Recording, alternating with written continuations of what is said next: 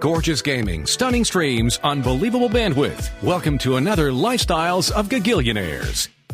Meet the AT&T Fiber customers winning at life with hyper-gig speeds. Say hello to the Walkers, a family of not one but 4 Gagillionaires, each living up their Gagillionaire life at ludicrous internet speed. First up, Anna Walker. She dominates streaming like the matriarch she is. No show ever goes unwatched under her watch. Next episode. Next up, Peter Walker. There's no stopping this dad bod from showing up to his virtual workout sessions. Let's go leg day. And finally, the Walker twins. They may look alike but couldn't internet more differently. Harry dominates his fellow online gamers while Heather group video chats with friends. Ooh, nice background filter, Jess. Live like a Gagillionaire. Get internet that upgrades everything. AT&T Fiber, now with speeds up to 5 gigs. Limited availability in select areas. Speeds not guaranteed. Single device wired speed. Max 4.7 gig per second. Visit att.com/hypergig for details. All rolled into one. Gotta love it. Gotta love it. Yes, we love that man. All right. Did I miss anybody? Good way to support this show. The Super Chat is open. Give us a thumbs up. If you're new here, hit that subscribe button. Ring that bell. We would greatly appreciate it as we are here 7 days a week. Tomorrow, Lynn Wallington is here from 6 p.m. Pacific to 8 p.m. Pacific. That's starting at 9 p.m. Eastern. And then after that, we got the after-hour show with the awesome Big Willie Townsend, John Hudson, Gemma Jade, and Thin Lizzy going into after hours both Saturday and Sunday night. We love that show. Absolutely do. Fantastic programming. I will be back on Monday with a special show. Nicole Sackett will be with us, and then we will be joined by Jimmy Church. But before our show, I will be appearing on Jimmy Church's Fade to Black. We're just going to talk some weird stuff. That's what we're going to do. Absolutely. Let's see, where are we here? Jesse Peak, how are you, bud? Good to see you. Fapster in the studio. What's happening? And who else has come in here? Nicola, the Luscious Jewels, and Dry Toast. Here we go.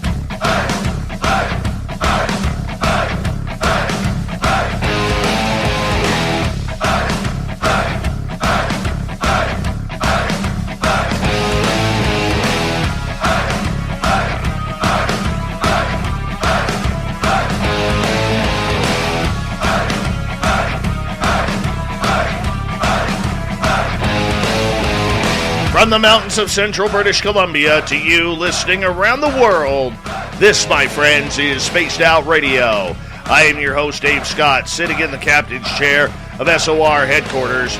We welcome you to tonight's show and our terrestrial affiliates around North America, digitally on TalkStream Live, Revolution Radio, and KPNL. All of our archives are free. Join us at youtube.com/Spaced Out Radio. Do old Davey the favor, hit that subscribe button. You can follow us on Twitter at Spaced Out Radio, Instagram at Spaced Out Radio Show, and on TikTok at Spaced Out Radio. Our website is spacedoutradio.com. We have a plethora of features for you, including rocking out to Bumblefoot, reading Shirky Poo's Newswire, and checking out our swag as well. Tonight's show is brought to you by Chive Charities. Help make the world 10% happier by visiting Chive Charities today. You can find them on our website. We got a good show for you tonight. We're going to channel some aliens tonight. Ivan Teller is here. Then in hour number 3, we are going to head to the swamp and have another spooky story from Swamp Dweller. The fedora-wearing John Hudson will join us for the Unbiased UFO Report. Shirky Poo's got the news, and now we're off and running. If you've never heard of Ivan Teller before, he is a pretty talented man. He has been channeling aliens and angels since March of 2015. He had his own psychic awakening around 2011, connecting to his guides and learning the metaphysical arts. The first being he channeled was his spirit guide Ulysses. After that, it was followed by a Zeta Gray by the name of J-Rod. Soon after this channeling discovery, Ivan started publishing his channelings video online. The first beings he connected to were Yeshua, tall blonde Nordics, Arcturians, Anunnaki, and several archangels. We're going to find out all about channeling tonight. Very much glad to have Ivan Teller back on Spaced Out Radio. How you doing, my friend? Whoa, greetings. Thanks for having me. Well, again. It's been a few months since we had you here, but we're glad to have you back. What have you been up to? Yeah, just channeling every night. Actually, my 7-year anniversary is on the 15th of this month. So it's been, but yeah, just channeling every night. Put out a channeled text book, basically book of channelings. So that's separate from what I've been doing. So it's not like recordings I've already done. That's new material, basically. Excellent. So, yeah. Excellent. My friend, for people who may not understand what channeling is, give us a description of what it's like to have ethereal beings send messages through you. Yeah, so you basically go into an altered state where, yeah, it's different for everybody, but for me, it's, I kind of get pushed to a side to a certain level where a being can come through me and speak through me. And sometimes I can know what they're talking about. Sometimes I don't. It all depends on, like, if it goes on for an hour, if it's like a private channeling for someone, usually I don't. Usually I'm not involved with that. But if it's a live channeling like this, sometimes I'm aware of it. It depends. But yeah, you just basically go to a higher altered state. So another being comes through you, and it depends on the being how far they want to go about themselves, their world. But really, it's about us. I mean, some beings like to talk about their planet, but it's really about us and us healing ourselves, and for us to be healing our problems. Basically, alien beings or angels can be like psychiatrist beings, help us through our problems. Basically, I want to ask you, how did you know and find out that you had the ability to channel? Well, I've been channeling. You probably heard this for other channelers, like they would work on fiction. I worked on fiction since high school, so that was a form of channeling. It didn't really go anywhere. I feel like it wasn't really my direction, but I did it for forever, and sometimes it wasn't going anywhere, so I stopped doing it and go do something else, and that wouldn't go anywhere. But when I found channeling, I found first my awakening, my spiritual awakening.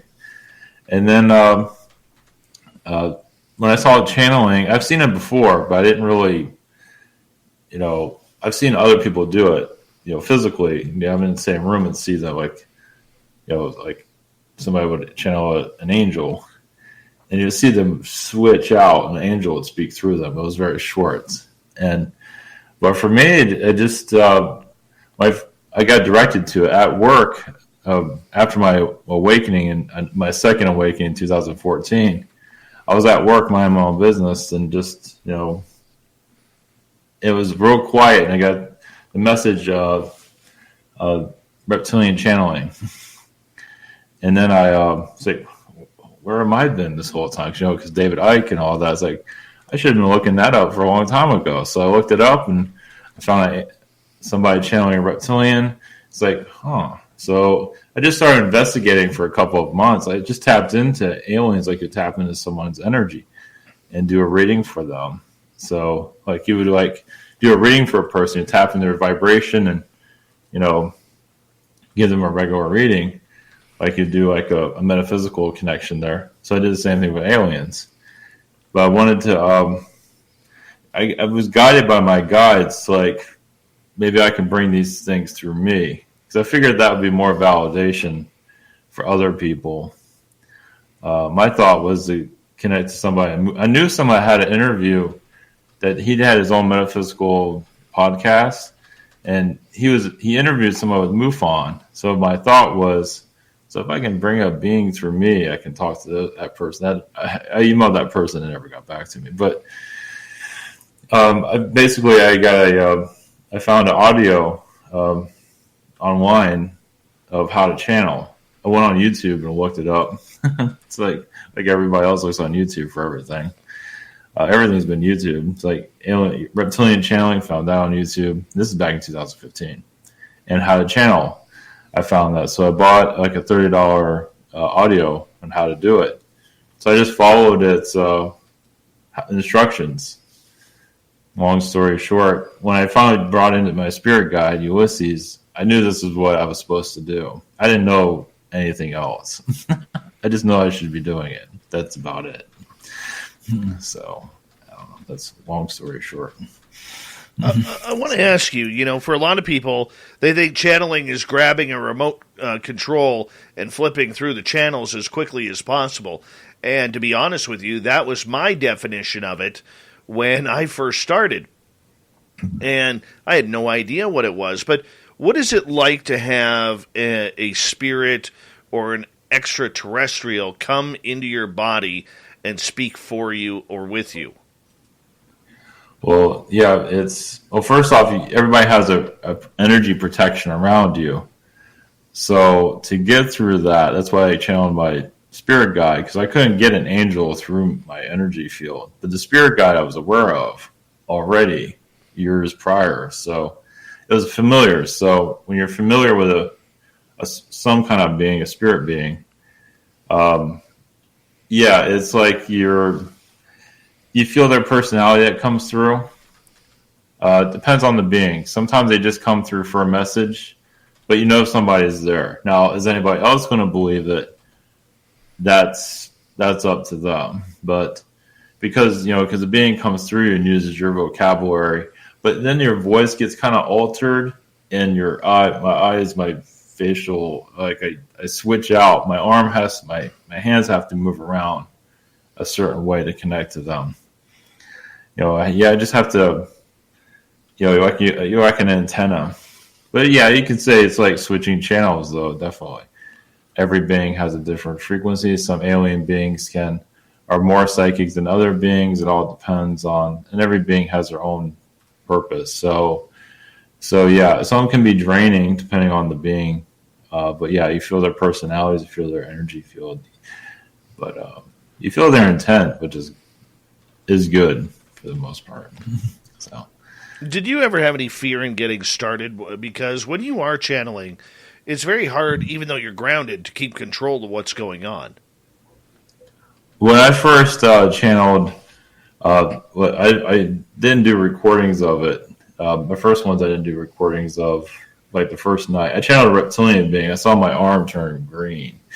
I mean, it wasn't physically green, but I could feel it go green. It was but not really. I feel like I'm pretty protected overall. Like I'm built with protection. I feel like I've been doing this in other worlds too before this lifetime. I feel like I did this on a reptilian world. I was kind of like very controlled. Over time I was starting to feel that. So I'm not really worried. Yeah, it's all in your intention that you will be protected. You will be safe through this. Like I have a candle on right now, but I usually do my energy protections all the time. But I never really feel worried about it. If I'm doing channeling for somebody and they're erratic or something, that's where I'm not afraid, but that can cause some difficulties. Have you ever been injured during a channeling session? No, just sometimes tired, depending on the situation. It depends on if somebody that you're channeling for is draining. Not really. Not injured. No.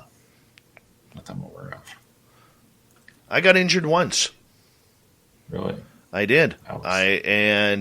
I was Samantha Mowat was walking me through, and went off to a far off world, man. A far off world, and on my way back, it was like it turned into one of those wormholes where all of a sudden all the stars turn into that white wall, and you zoom through, and literally I could feel like the G-forces pulling up on my body and my back and my head and my neck, and it was like all of a sudden it just slammed into Mother Earth here, and I kind of did a head snap back, and my chest got sore, and I started coughing real bad. And I ended up coughing so hard that I bruised my chest cavity. Wow. And a couple days later, I actually was having so much chest pain, I thought I was having a heart attack. And I went to emergency. And my family doctor happens to be working in emergency that day. And he goes, in his British accent, he's like, David? Called me David. He goes, would you like to explain to me how you got this very uncommon injury? And I said, you wouldn't believe me if I told you. And he goes, try me. So I told him exactly what happened. And he goes, you're right. I don't believe you. He goes, I am a man of science. I don't believe in that crap. And I just laughed. I said, I told you, Doc. But yeah, that's what happened.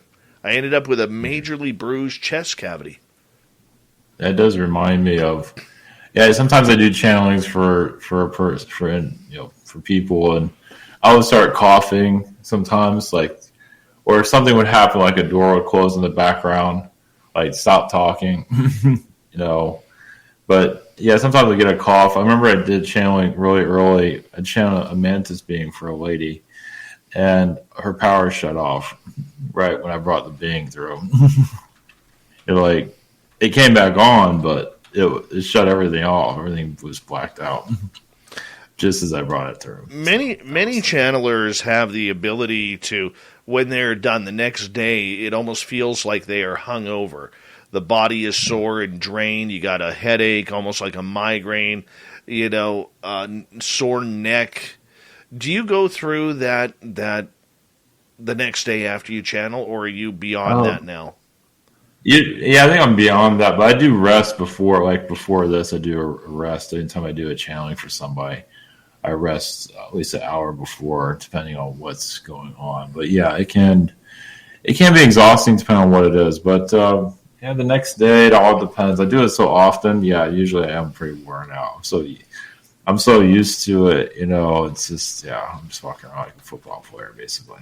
Injuries everywhere. But, I spend a lot of my attention to health to keep my, what I focus on is just to keep my sanity the best as I can. So how would you describe, how many times a day are you channeling?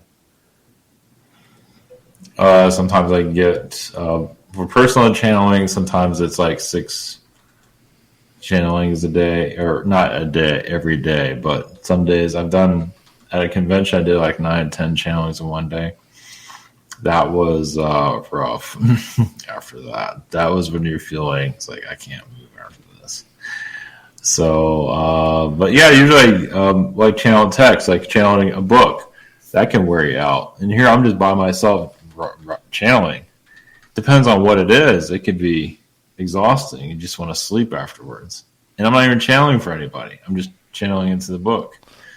Is it to the point for you with your channeling that you have the ability to just turn it on, or spirit can turn it on for you, and then just you start running the message?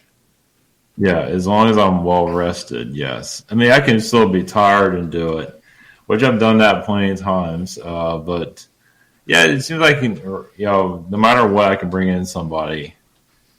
Now, how much? Now, it depends on the situation. So sometimes you can bring in a being like fully through like 30%. Sometimes they come in like 10%, meaning they'll just answer your question, and that's all you're going to get. You're going to get details about them that much, which is fine. You don't need to know everything about them anyway. But sometimes they can put more into it.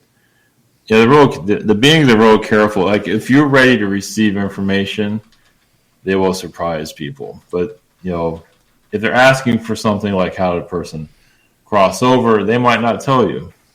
But they'll tell you what they want to tell you, just like any spirit being that cross over. They'll tell you what they think that you should know.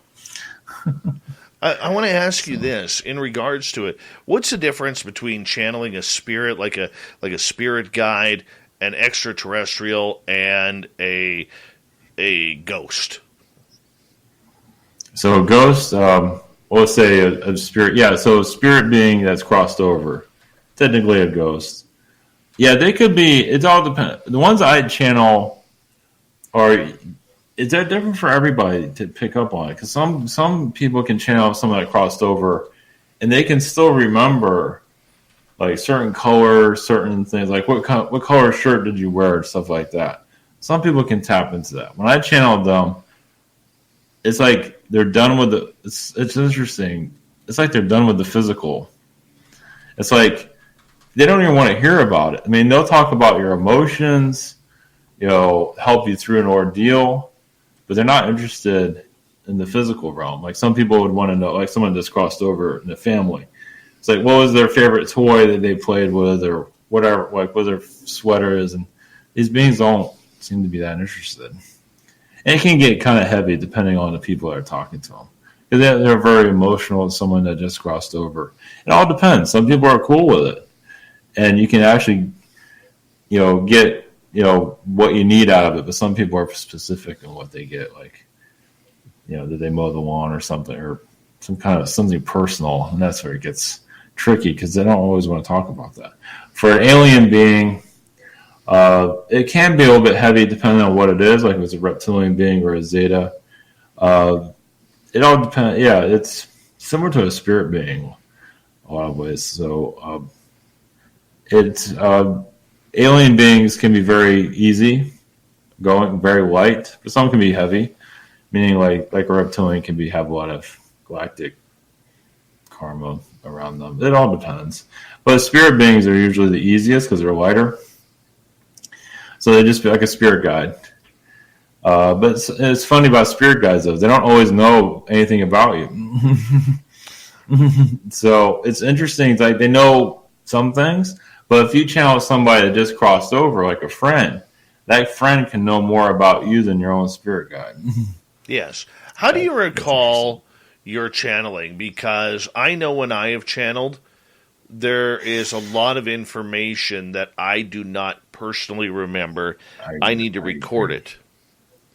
Yeah, I don't remember it either. That's the frustrating part about it. You bring in all this information and you don't remember any of it. It's like, and I don't want to listen to myself again, really. So I just kind of, usually I'm toned out. I'm not really part of it. I mean, I'm there, of course. I know something's going on, but I don't remember it. Yeah, so that's, what I need to know, if I ask to recall it, like if it's a public channeling, if I feel like I need to know it, it'll stay with me. But a lot of times, it's like you have too much information.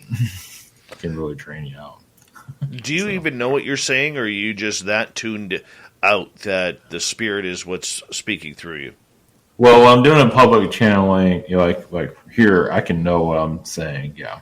But remembering is another story. Because, especially when you go on for an hour. Oh, Gorgeous gaming, stunning streams, unbelievable bandwidth. Welcome to another Lifestyles of Gagillionaires. Meet the AT&T Fiber customers winning at life with hyper gig speeds. Say hello to the Walkers, a family of not one but 4 Gagillionaires, each living up their Gagillionaire life at ludicrous internet speed. First up, Anna Walker. She dominates streaming like the matriarch she is. No show ever goes unwatched under her watch. Next episode. Next up, Peter Walker. There's no stopping this dad bod from showing up to his virtual workout sessions. Let's go leg day. And finally, the Walker twins. They may look alike but couldn't internet more differently. Harry dominates his fellow online gamers while Heather group video chats with friends. Ooh, nice background filter, Jess. Live like a Gagillionaire. Get internet that upgrades everything. AT&T Fiber, now with speeds up to 5 gigs. Limited availability in select areas. Speeds not guaranteed. Single device wired speed max 4.7 gig per second. Visit att.com/hypergig for details. Gorgeous gaming, stunning streams, unbelievable bandwidth. Welcome to another Lifestyles of Gagillionaires. Meet the AT&T Fiber customers winning at life with hyper gig speeds. Say hello to the Walkers, a family of not one but 4 Gagillionaires, each living up their Gagillionaire life at ludicrous internet speed. First up, Anna Walker. She dominates streaming like the matriarch she is. No show ever goes unwatched under her watch. Next episode. Next up, Peter Walker. There's no stopping this dad bod from showing up to his virtual workout sessions. Let's go leg day. And finally, the Walker twins. They may look alike but couldn't internet more differently. Harry dominates his fellow online gamers while Heather group video chats with friends. Ooh, nice background filter, Jess. Live like a Gagillionaire. Get internet that upgrades everything. AT&T Fiber, now with speeds up to 5 gigs. Limited availability in select areas. Speeds not guaranteed. Single device wired speed max 4.7 gig per second. Visit att.com/hypergig for details. Yeah. So for you, as you go through this process, how do you set yourself up for a channeling session? Oh, usually I rest for 30 minutes or an hour, depending on, because I have a job also. That's more in the morning. It's become less and less. But yeah, usually I lay down. I clear out my energies by just doing that. Just resting, basically. And showing your intentions, too. I drink water. I don't eat anything heavy. Try not to. And just, it's all in your thoughts, too. You have clear thoughts. It makes things easier for everybody. So, but do you ground yourself?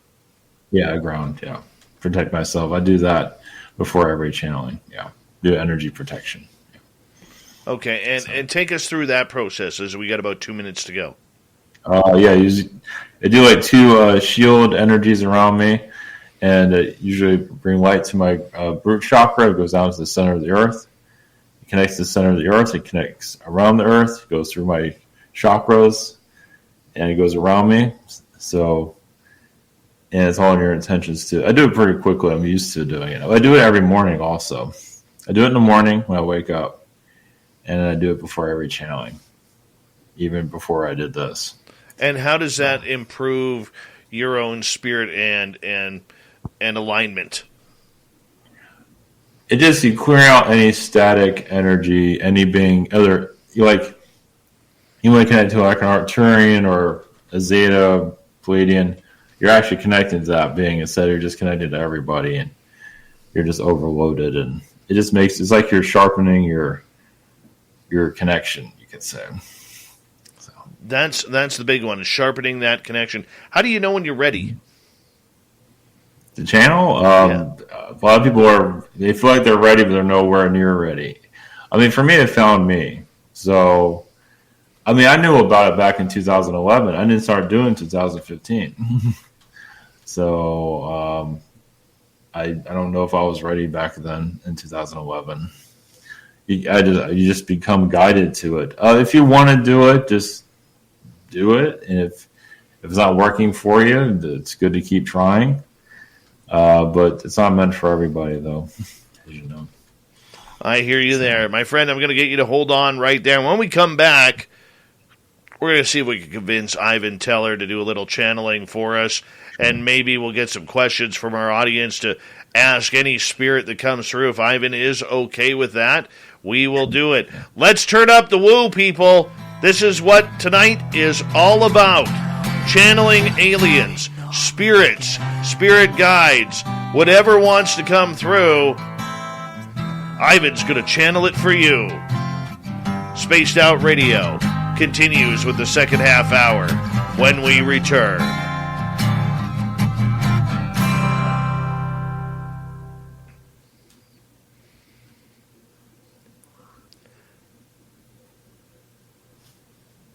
Clocks go forward tomorrow night, because at 2 a.m. on the 13th is when the time change happens. So when you go to bed tomorrow night, turn your clocks ahead 1 hour. AZ Man, how you doing?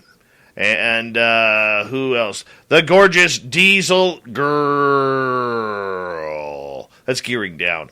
Girl. We have a question about, what is the cat's name, Ivan? Oh, this is Priscilla. Priscilla, Queen of the Mountain. Because she's on the mountain right now. That's right. Technically. The other one's Fritzy. She's over here. You can't see her. Thurston Howell III, nice to have you here. Give Lovey a kiss for us if you don't mind. And Lunar Tina, nice to have you here. Eve Clancy, welcome to SOR Chat. Dark Magician, welcome to SOR Chat.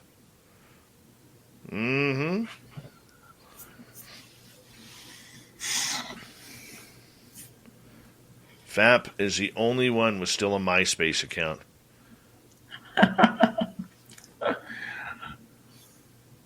Maybe we'll be going back to MySpace one day. You're welcome, Joyce. I am your time clock for the East Coast, for Central Time, Mountain Time, and here in British Columbia. The rest of them, I don't know. The rest of them, I just don't know. Let's see, who else is here? Lee Pepping, how are you, man? Nice to have you back, buddy. River Dogma, good to have you here. Shout out to Tom. Which Tom are we shouting out? Tom, we're going to shout out. Tom! Tom! What the hell are we doing here, Tom? That's all I got. Tom! Tom? Tom? He's like, shut up already, silly Canadian. Yeah. At the tone, the time will be. Little Marky Spender. Apparently, Steve Ishdahl got a report from a guy who had dogman sightings a few years ago in 100 Mile. Somewhere around here. Dogman sightings. Tom. Oh. Yeah. Let's just shout out Tom the next half hour. We're going to ask the spirit, whatever you bring in. Tell us about Tom. Which Tom? I don't know. My brother Eugene is here. Love Eugene.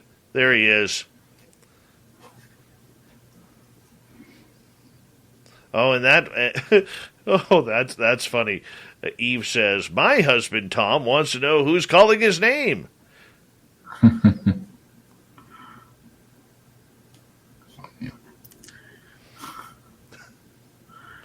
Especially at this time of the hour. Yeah, exactly.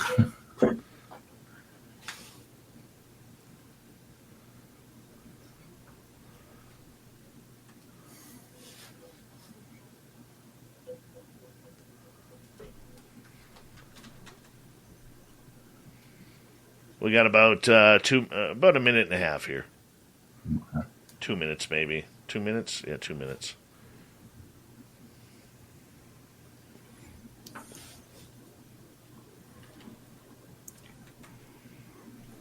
Guess it's warming up in your part of the world, I'm assuming. Finally. It was snowing earlier today. Jeez. Lee Labrèche, welcome to SOR Chat. Yeah, it's 75 degrees here. Very nice. No, we had our false spring a couple weeks ago, Yeah.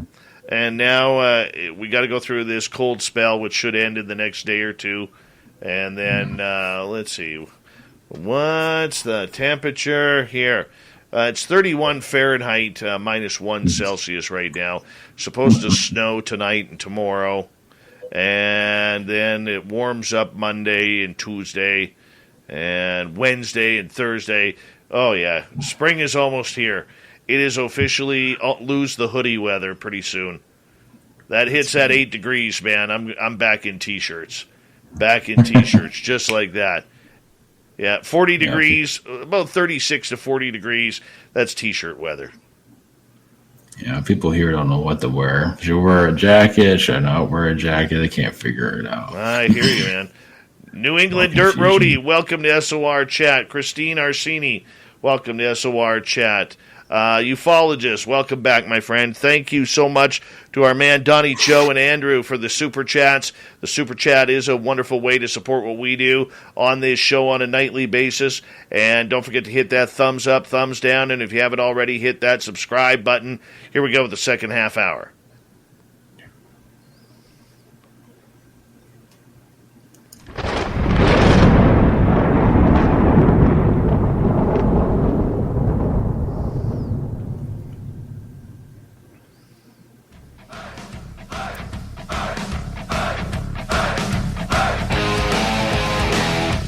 Second half hour of Spaced Out Radio is now underway. My name is Dave Scott. Thank you so much for taking the time to join us. We very much appreciate it. Want to remind you that if you missed portions of this show or others, check out our free archives at youtube.com/Spaced Out Radio. Do me the favor, hit that subscribe button. Our website is spacedoutradio.com. We have a plethora of features for you. Rock out to Bumblefoot, read Shirky Poo's Newswire. Check out our swag as well. Follow us on Twitter at Spaced Out Radio, Instagram at Spaced Out Radio Show, and on TikTok at Spaced Out Radio. We're speaking tonight with Ivan Teller. He is a channeler of spirits, and we're going to get into this momentarily, where he is going to go into his zone and start channeling, hopefully, some aliens for us. See if he can find Carl out there. See if he can find Carl. Yes. All right, but before we do, Ivan, I got a couple questions from our audience here. I normally don't ask questions until hour number 2, but because it's kind of a different show tonight, I will bring them on in here. New England Dirt Roadie is asking, what do people come to you for to have you channel for them? Answer their spiritual questions, spirit guides.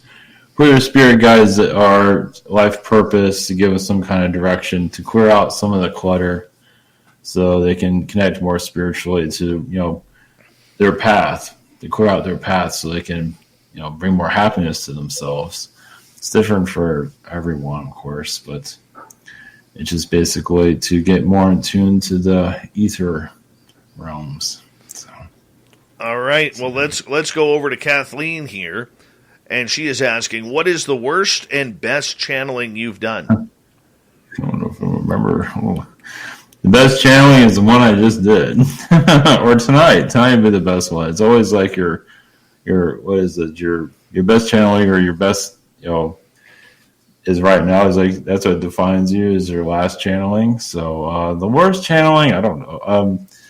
I had one recent, not a bad channeling, but I came from work, from like being up at 5 o'clock in the morning, and I got out of work at 9 o'clock. I had to do a webinar after that. That was last month. That was in January.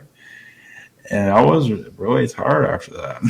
I don't know if that was it was a good channeling, but it was a long day. Oh, I bet. All right. Who do we want to go to first? Like, how do you know when you go into the zone who we're going to connect with? Do you have to point it out? Do you have to ask for them? No. Well, right now the Pleiadians are here. I feel the Nordic Pleiadians is what I feel right now. Really? So they just showed up, yeah. So if you want to talk to them, let's talk to the Nordic Pleiadians. Okay. Let's do this. Usually, I think it's not really a certain name. It feels like it's just a collective. They usually do collectives, so it's just a bunch of them talking. They might give a name, but usually that's like a human thing, you can say. All right, let's do it. Okay. All right. Blessings.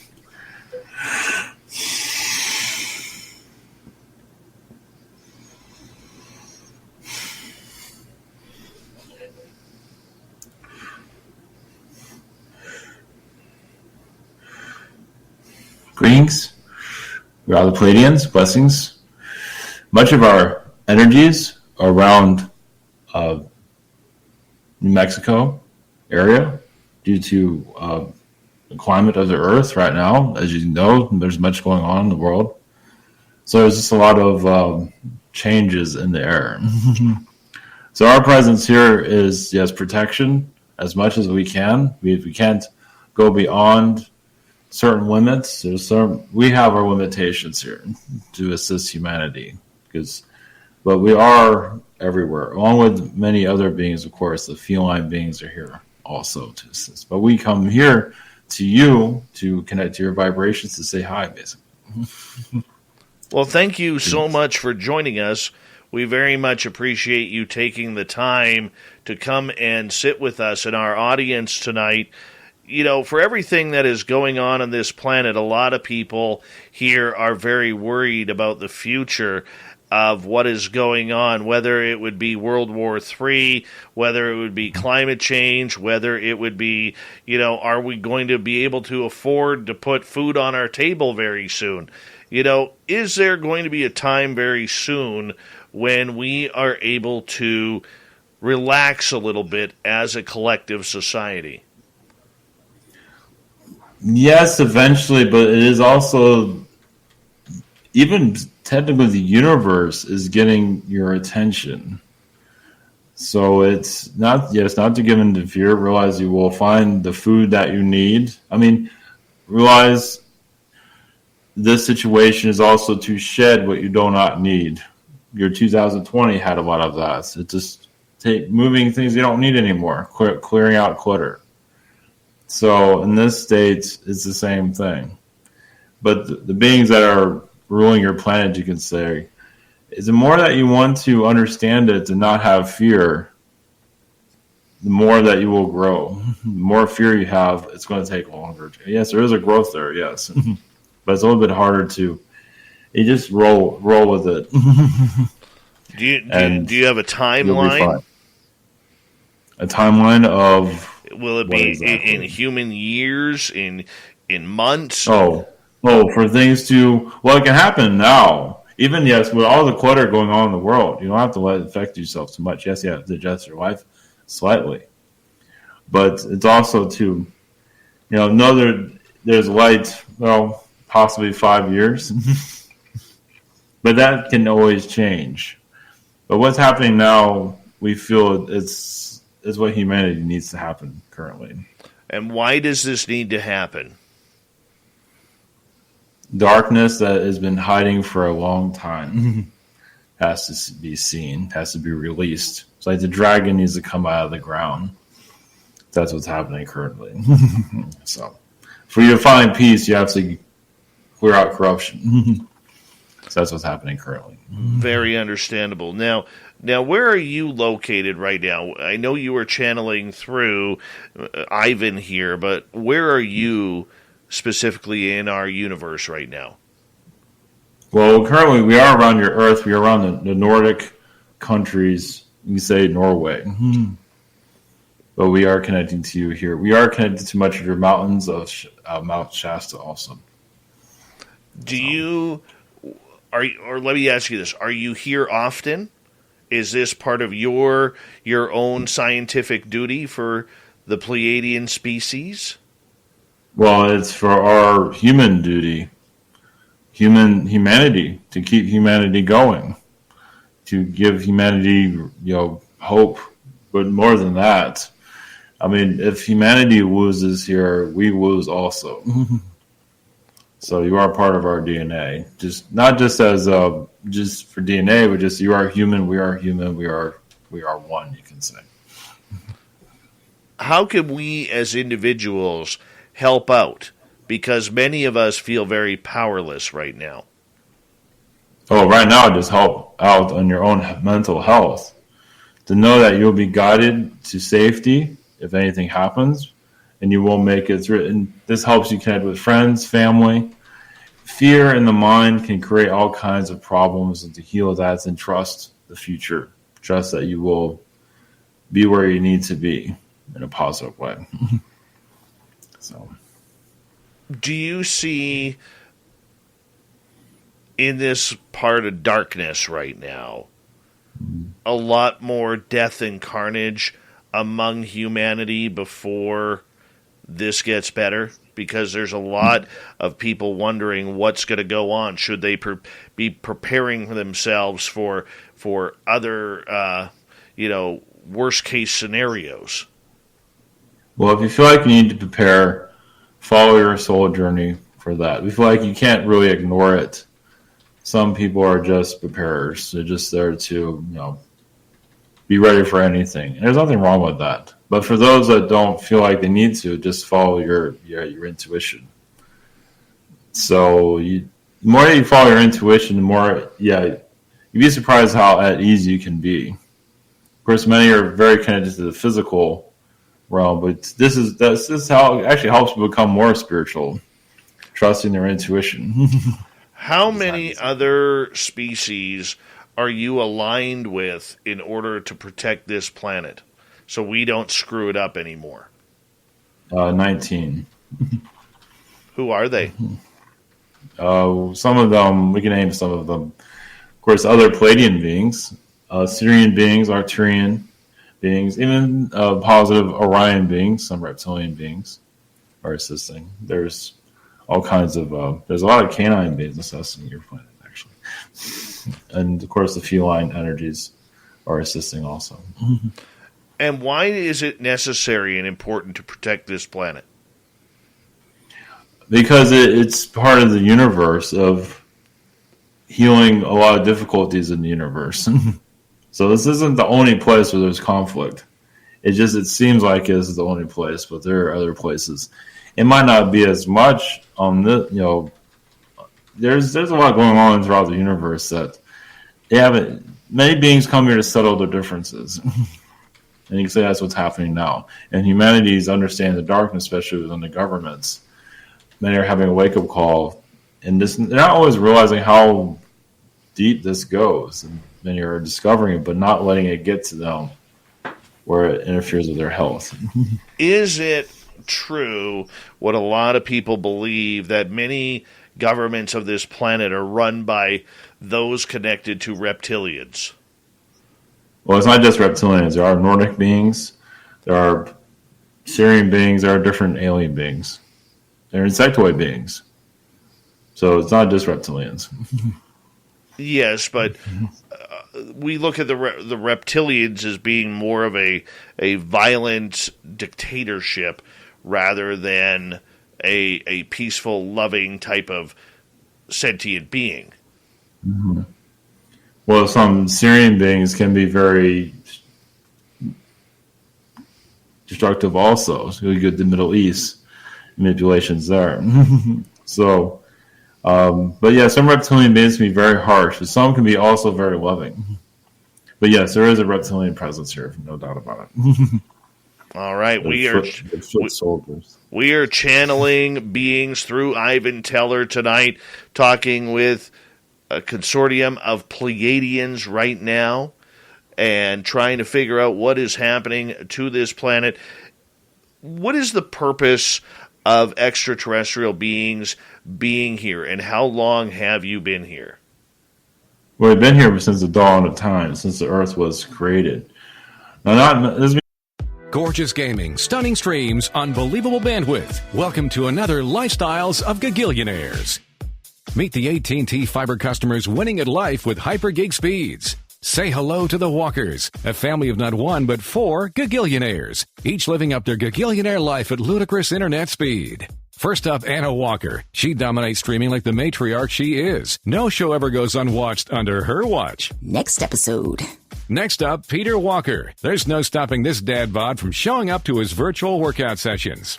Let's go leg day. And finally, the Walker twins. They may look alike but couldn't internet more differently. Harry dominates his fellow online gamers while Heather group video chats with friends. Ooh, nice background filter, Jess. Live like a Gagillionaire. Get internet that upgrades everything. AT&T Fiber, now with speeds up to 5 gigs.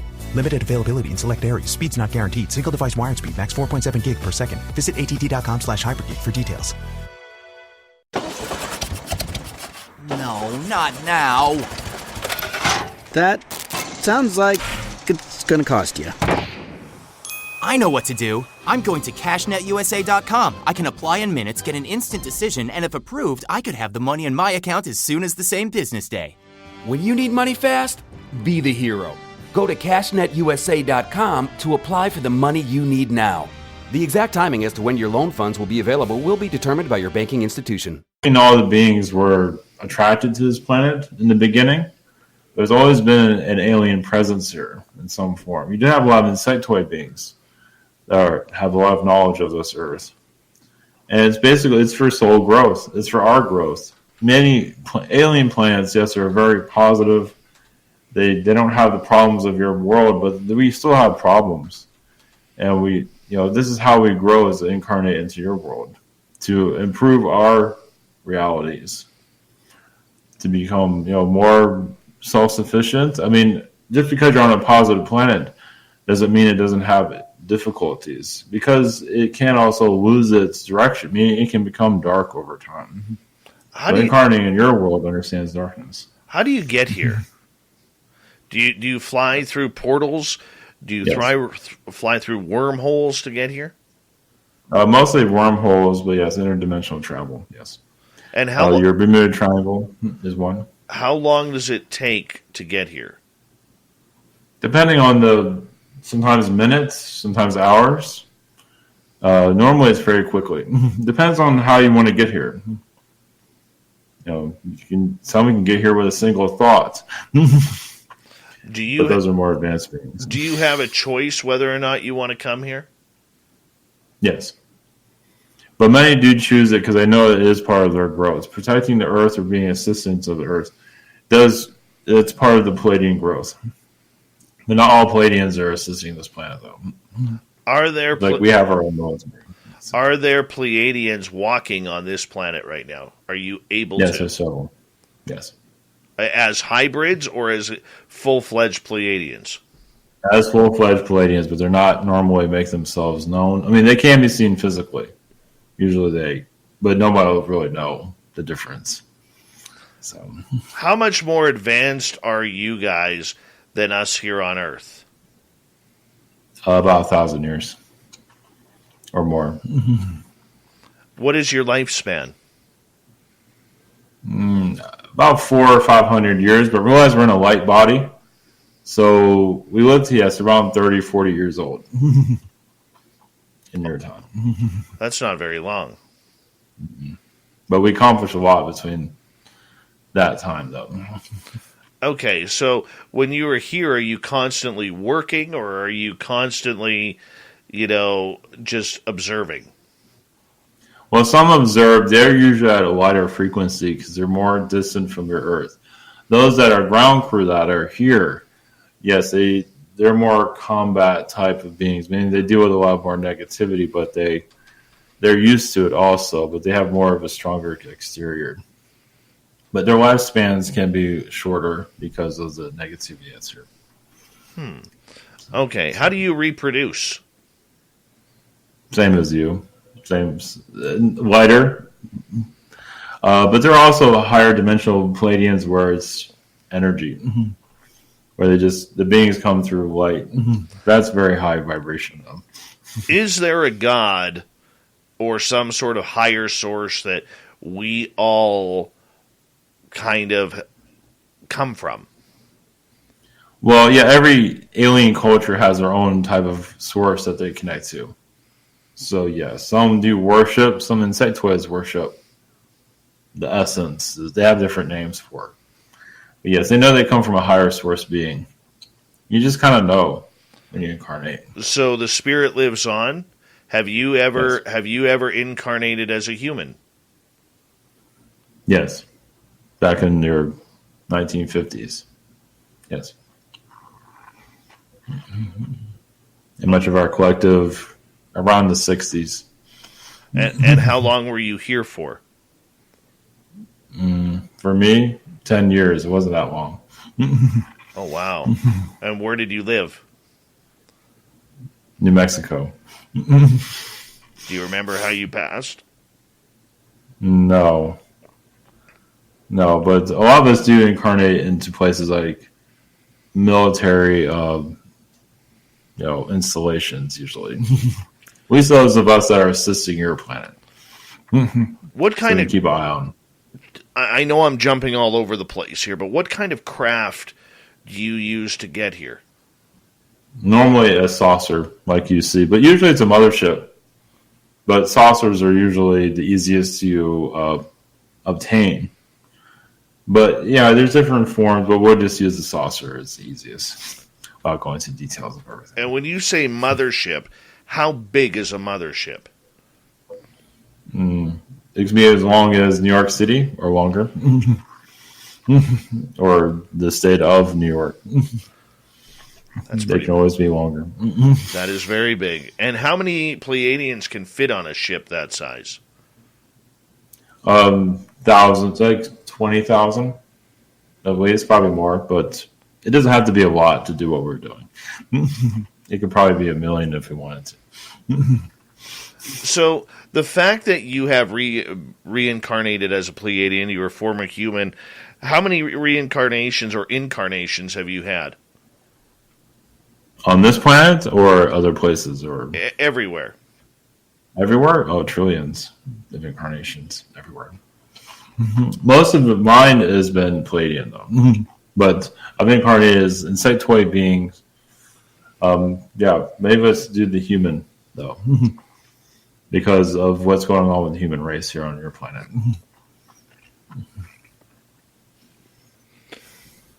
Do you have a choice on where you want to go next? Yes. So what is your turnaround time in reincarnation? Oh, usually it can be minutes after we leave. It can be hours, depending. It doesn't mean we're incarnated as a Pleiadian again, but usually it's pretty quick, wherever you choose, or a different star system. But a lot of us reincarnate as a Pleiadian due to our knowledge of what's going on here currently. Now, when you reincarnate, do you come back to this same timeline, or do you end up at a different timeline? Usually it's a different timeline altogether. Normally it's the future, or it can be in the past, but usually it's the future. How many different timelines are there? Millions, but there are like 7 or 8 main timelines that we focus on. So would there be a timeline where you are still incarnated here as a human? Oh, yes, definitely. Definitely. There's 2 of them. Explain that to me, that there's 2 of them. Just 2 different parallel timelines that I'm still connected to. You can say I'm still learning from it. So they can go very slow. So, yeah, it's a little bit complicated there, but it's like, because I'm connected to the energies of the earth, it helps me go do time travel, so I connect to the old version of myself. Do you go visit? The vibration. Are you allowed to go visit yourself? Yes, it won't, but usually, yeah, it's in another dimension, but yes. Yeah. Wow, it's complicated. To us, it's no big deal. What's it like viewing yourself on a different timeline? It's we learn something new every day. We connect to that. So we feel the vibrations. It helps us understand your modern timeline. So if you go into the past, because in the past, like everything's more still. It's like it's already been done, technically. Of course, everything is linear, so everything's happening at once, but technically you can still go back in the past because it's easier to see, because when you're in a modern timeline, sometimes you can't always see everything because there's a lot of minds working, but when you go in the past, it's easier to look. Eugene would like to know, is there an alien after death resurrection? Yes, there can be. And how does that work? Well, it happens very rarely, but yes, like as you call it, a deity or someone that was very dear to everyone, and they might have died for circumstances, and we found a way to bring them back, or they brought themselves back, whatever it might be. There are some that are going to have that they're there for that experience. You can say it's rare. Not all Pleiadian worlds are like that, though, but some do exist with that. Yeah. Have you guys brought any creatures here to this planet that have stayed, like whether it's an animal or a mammal or something along those lines? You say some dinosaurs were involved with our connection with the reptilians that connect to your past but help your modern day world. So think of like the mindset of a reptilian being, like if it has a calm, positive demeanor and it's just, eating leaves or something like that. That energy connects to your vibration of your future Earth.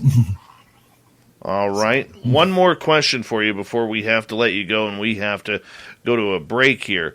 For you, what is your goal or message to humanity? That you will follow your timeline that is necessary. It's not to be a victim, but to know that you've lived your life the best of your ability. We believe the majority of humans are there to do so. So realize you are protected, but many humans are hard on themselves. And to just bring more enlightenment. And yes, the spirit energy is a little bit difficult for people to believe, but we're not here to make you believe anything. It's up to you to connect to our vibrations. But we are here to assist them. Wonderful. We'll let you get back to Ivan, and we are going to go to break here at the top of the hour. Ivan Teller is our guest tonight on Spaced Out Radio. We are channeling extraterrestrial beings here on Spaced Out Radio through channeler Ivan Teller. We're going to continue on as we have Ivan for another hour here on Spaced Out Radio. Enjoy it while you can. This show's a lot of fun. We'll be back with hour number 2 next.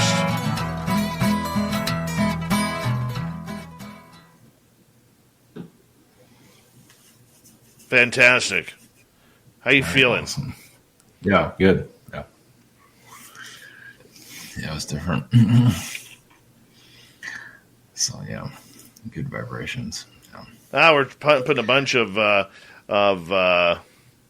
good vibes into you tonight, man.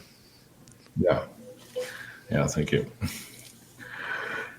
Yeah, usually collectives come through every once in a while. One might come in as a, and say who they are, but who knows? It's an audience, so like collectives, they can connect to each other. It's like they talk through each other to talk through one, so they can just be quick. Something like that. Very cool. Very, very cool. Well, we'll continue the channeling when we return, if you're okay with that. Sure. Yeah, sure. Sounds good. So much fun. Yeah, welcome. Certainly is different, that's for sure. Yeah, channeling can get a little bit preachy for some. I mean, some beings are like they're telling the humans, you'll get there, you'll get to our level one day. It's like, come on. I don't know what that's about. You know a lot of them can't handle what we go through. So yeah. You know what? I could honestly say, man, that my neck is killing me for you. I am totally feeling you. Oh, you feel it's going? Yeah. Yeah. Interesting. Yeah. Yeah. When you do this stuff, because it comes with baggage, you can say, because you're bringing this stuff in, and sometimes I know people want to go like super deep, but knowledge can have its price. If you know too much, and it can cause you a lot of difficulties. So sometimes the less you know, the better. It's like, here's some healing energy. Have a nice day. It's like, keep it simple. I hear you there, man. I hear you there. Donnie, I apologize if I missed your question, man. Just retype it, and I'll make sure I get it in there.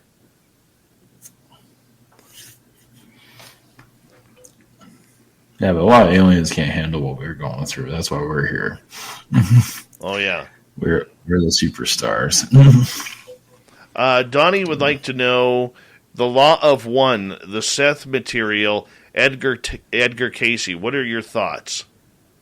It's up to the individual to what is drawing you. I don't go too much into Seth or the Law of One because I try to keep more, original energies, original connections. But yeah, there's good stuff with all of them, of course. But yeah, for your own connections, just whatever it's. What are you attracted to? Right. You don't have to read the whole thing. Like Edgar Casey, there might be something in there that's talking to you that you can relate to. So that's a big, Seth, I think I channeled Seth also. So some people don't believe you can channel. They say, "Oh, Seth, nobody can channel Seth." It's like, I don't know about that. That's a little bit. I mean, whatever. It might be different, but you can still channel those beings. Yeah. Are there certain beings that will only channel to certain people? I think so, but if you feel like, if you want to channel that being, I believe you can, like Bashar. I haven't gone into Bashar. I've had channeled Bashar for people privately, like a collective, but sometimes they don't want to be channeled. There are beings that don't want to be channeled by other people. I've had experience. I don't normally try for that, but yeah, it can happen though. Right. Like you can connect to a part of their vibration or something like that. Yeah, they can get choosy.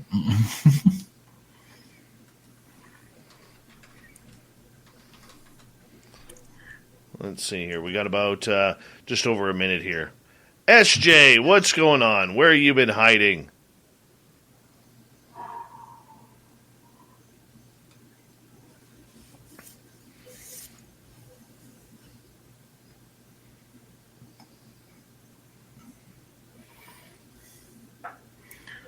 One thing for sure, the truth will find its way through no matter what. So, parfait. All right, we got just over a minute. Thank you to Donnie, Andrew, and Sir Whiskers for the awesome super chats tonight. It's a wonderful way to support what we do on this show on a nightly basis. So thank you so much, guys. And hello to Johnny Music, the man with the tightest beard and mustache going on the podcast level right now. And if you haven't already, hit that thumbs up, hit that subscribe button, ring that bell. If you're new, we are here 7 days a week for your listening entertainment. This weekend, we got Lynn Wallington coming on in, and her guests will be this weekend. Let me tell you here. Hold on.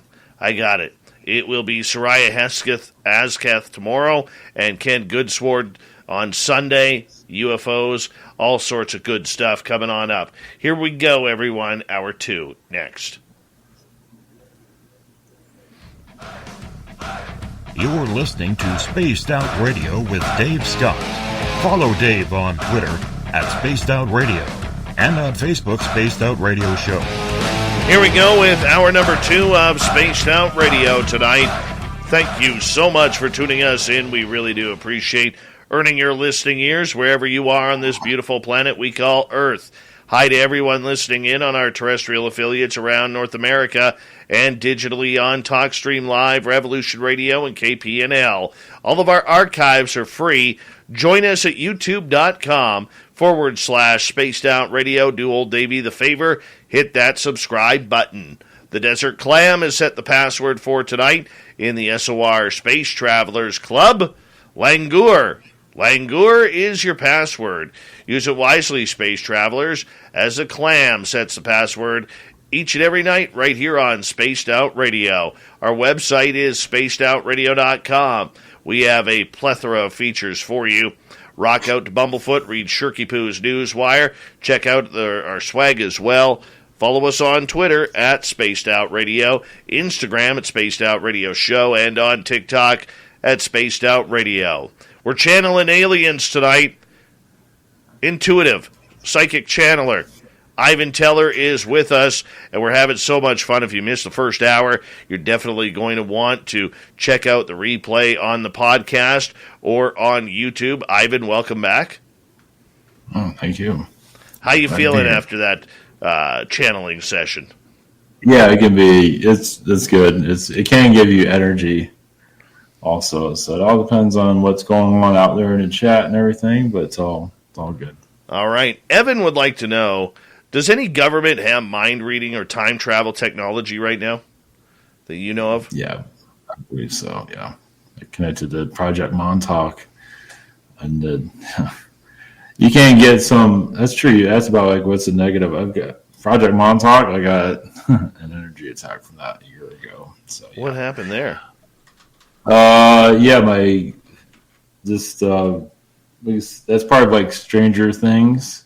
You know, it has some I forget the details of it, but where your mind telekinesis abilities, you can use your mind to do things. And like one of my cats started acting all crazy after the channeling. I felt like there was a being in the room. I'll go into full more details on that, but yeah. Oh yeah, but believe it. Yep. They do remote viewing. There's a strong remote viewing energy. Not to put paranoia out there, but they do all those things. No doubt about it. They do have remote viewers for sure. Oh, yeah. Have you ever picked them up watching you?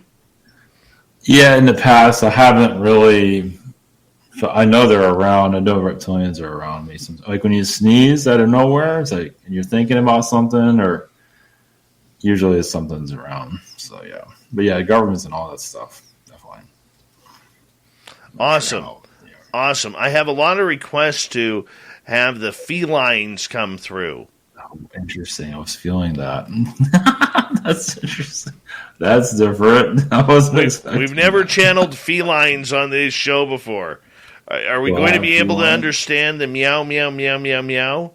Yeah, they're not going to do that. Yeah. A new Peacock original series from Will Smith and Westbrook Studios. Where are we going? You're gonna stay with your aunt and your uncle. You get one shot. What the hell is my life? At a second chance. There's no going back. Bel-Air, streaming now, only on Peacock. This episode is brought to you by Data IQ, the platform for everyday AI. Getting value from AI isn't just about technology, but organizational transformation. Infuse AI into the day-to-day of your business, from solving for the mundane to undertaking moonshots. Elevate your people, teams, and company to extraordinary. Visit dataiku.com. That's DATAIKU.com. Interesting. I was thinking the same thing before you said it. That's awesome. And that's not because I have a cat here. It's just, that's different. So how do you tune in for them? Well, I just feel them around. I just feel their presence here. Yeah, just they have something to say. Do they have something to say? Because we could bring them on if you want. Yeah, we can bring them in. Yeah, they'll answer your questions too. Yeah. All right. Yeah. We're going to talk to humanoid felines right now, people. Okay. All right. Blessings.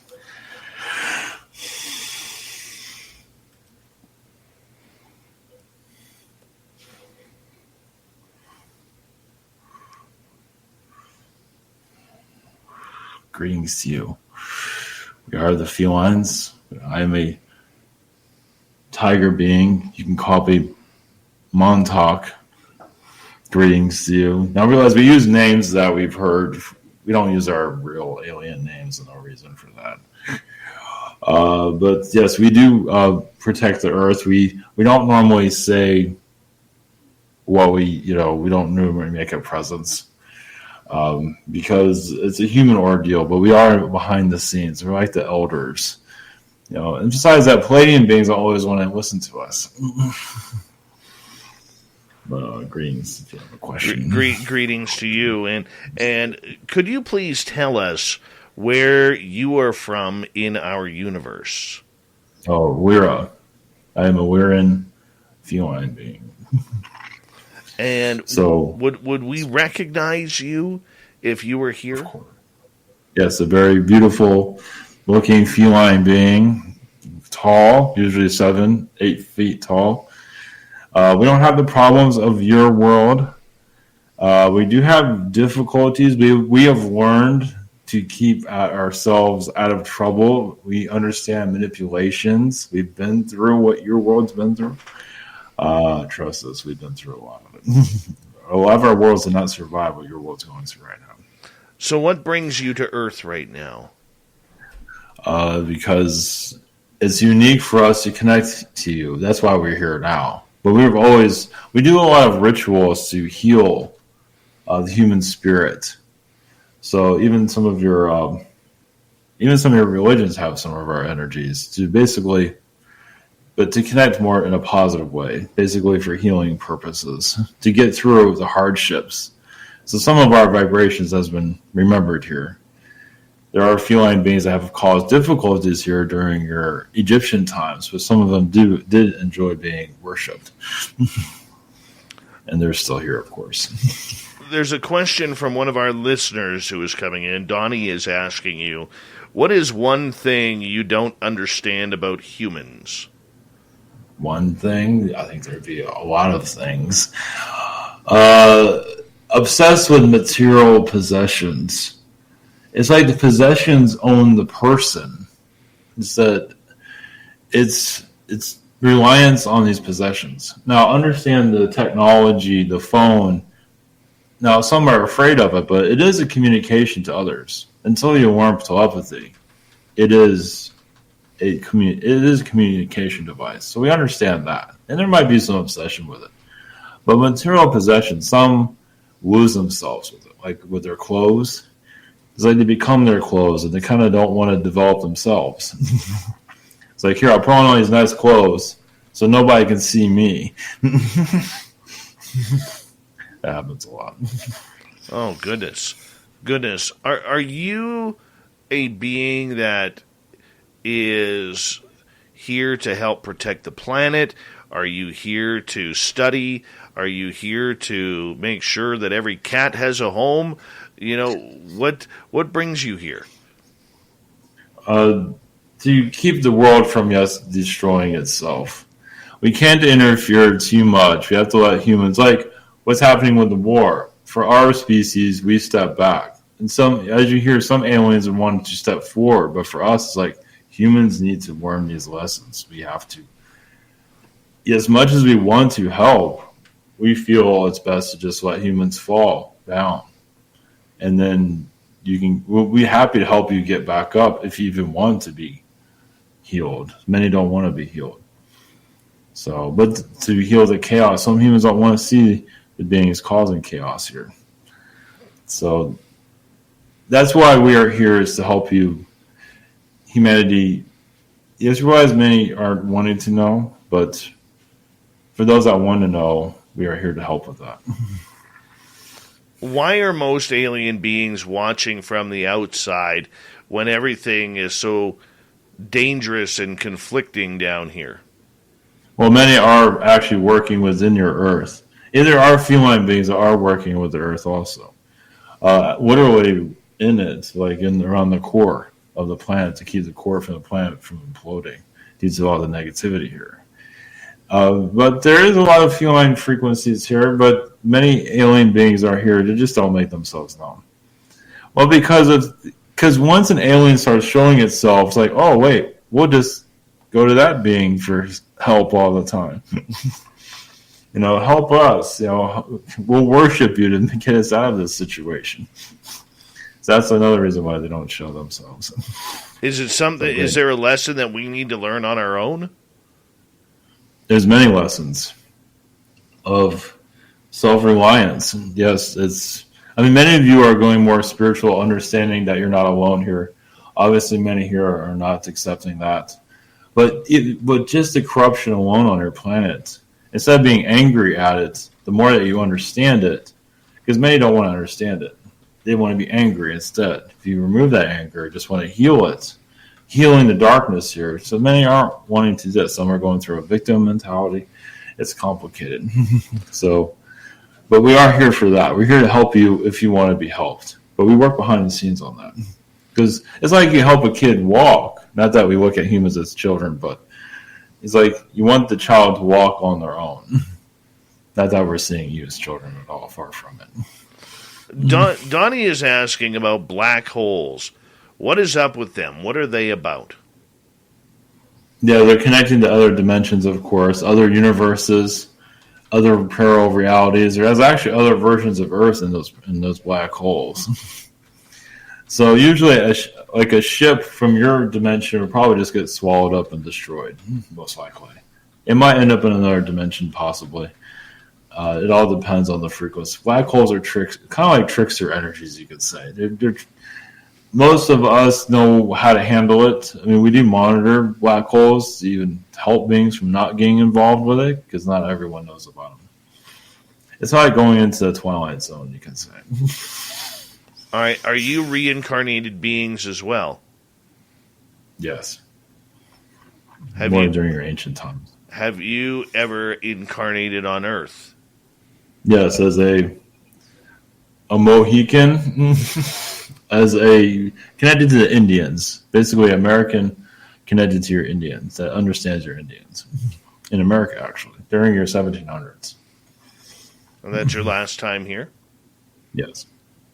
Jeremy would like Jeremy, we are around your Wall Street. Yes, go ahead. Sorry. Jeremy would like to know how many people need to die on this planet before all of you extraterrestrials step in and help humanity. That's a strange question. Technically, nobody has to die. It just has to open up their minds to us. The government energies are not helping. If you removed a lot of the government manipulation, we would be right with you right now, physically. That would be a strange world, but it would be. But they're mostly government energies are keeping us out. They'll literally fight us to keep us invisible. Big J would like to know, what about androids and soulless clone copies? Have you had to deal with them? Of course, but not all of them are soulless. They do have a consciousness of some kind. So you're dealing, well, if you want to see a soulless energy, just look at some of the members of your government. You've seen that.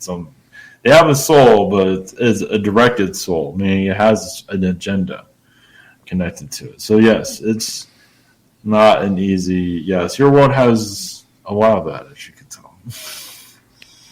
Amber would like to know, do extraterrestrials know which of us are spiritually awakened? Yes and no. We don't always know everything about you. Sometimes you have to get our attention because we can tell certain places, like countries, we can feel the vibrations, but we don't always know everything about you because you have an energy field around you. You have a protection. But yeah, we usually have an idea that you'll be spiritually aware. We can pick up from your aura, what kind of energy you have around you.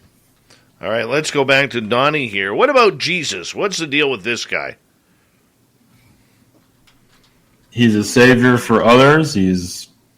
But some people don't care for his vibration. It's a mixed bag there, yes. There's many multi-dimensional realities connected to Jesus.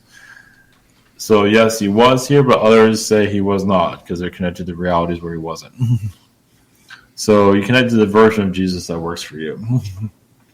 Obviously, the church is using him against his will, from what I can see.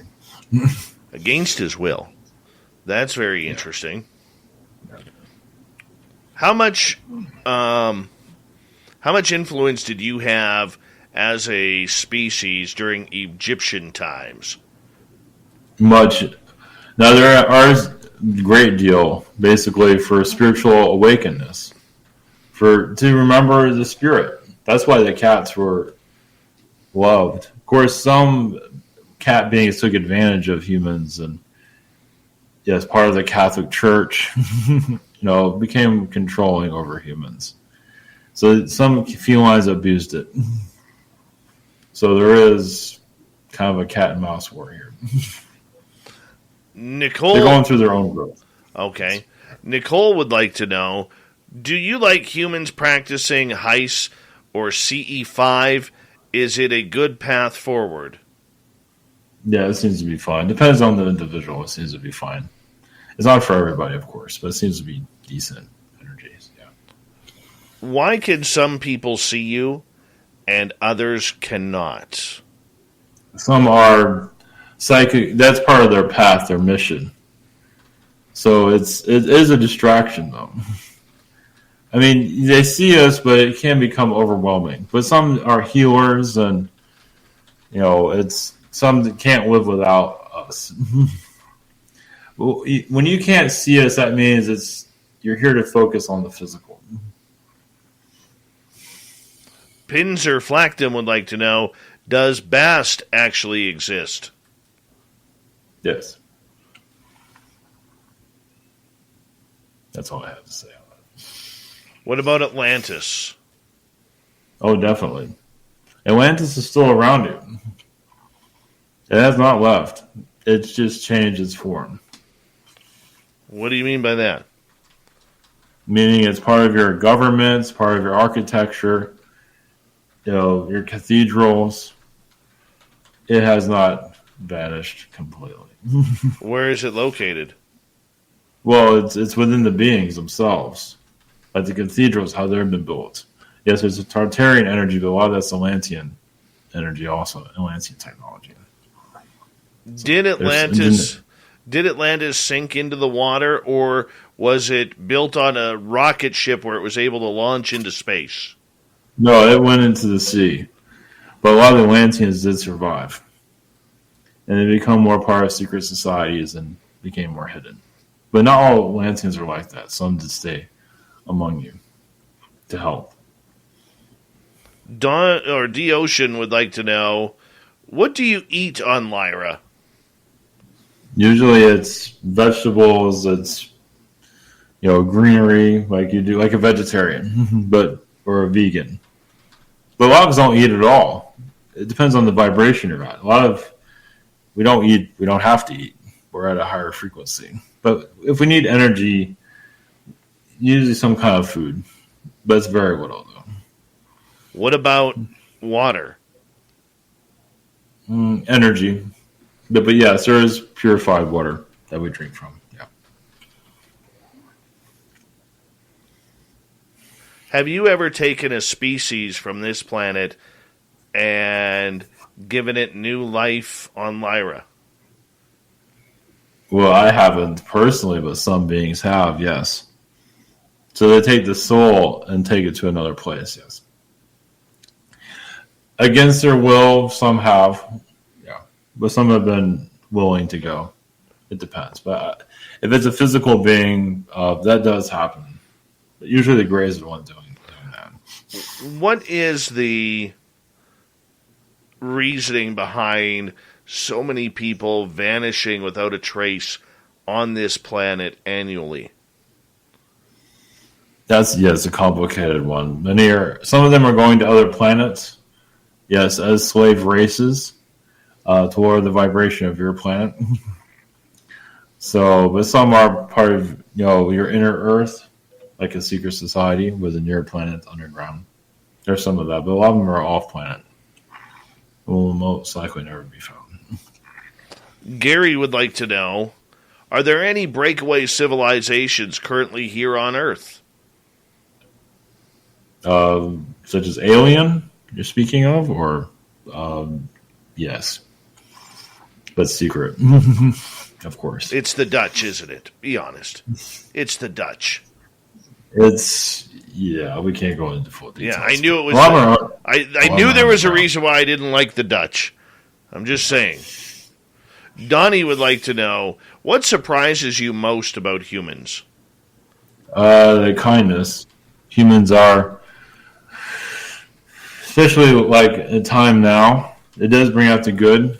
Many do settle their differences and want to do good, especially when they see an act of war. So it does bring out, you say the tribal side, but the good side.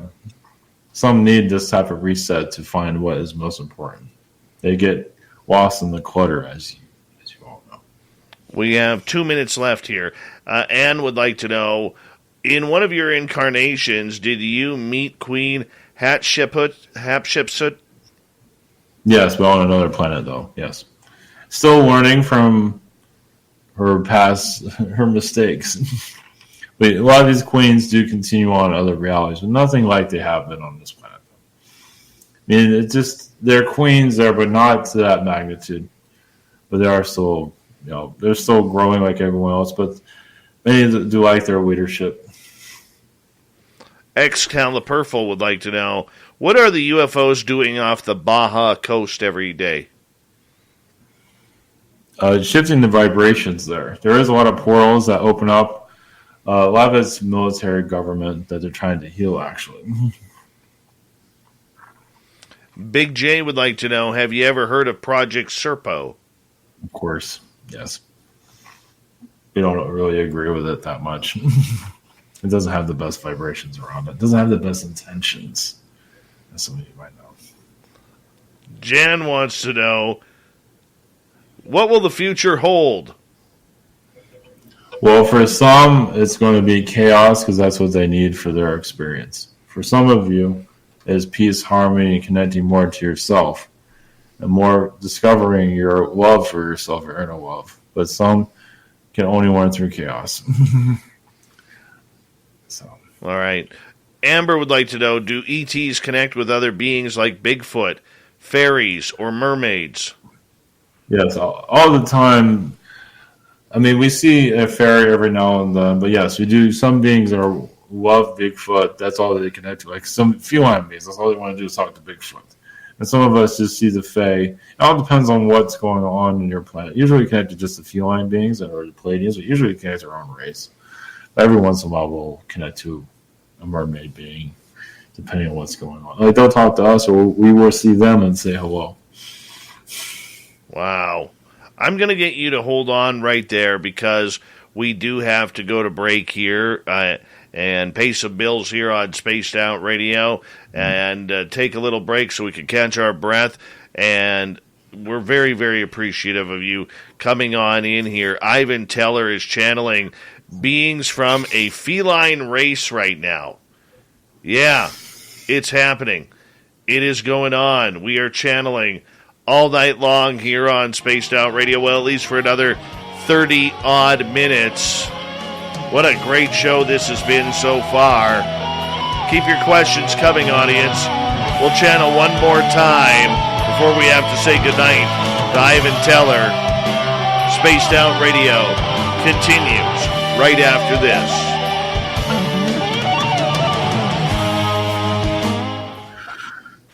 That was different. That was, man. That's cool. It's interesting. I was feeling the feline energies before it was mentioned here. That's funny. Whoever you want to bring in next, you can bring him on in. Okay. I do feel the Zetas. Well, let's bring him on in when we come back. Sure. It'll be fun. Hopefully get some jokes in, get some comedy hour with the aliens. Sure. Hi, One Life Man. Welcome to SOR Chat. Who else has joined us here? That's it. Philo Fire, good to see you. Brazel Hav, you reversed headstock kind of guy.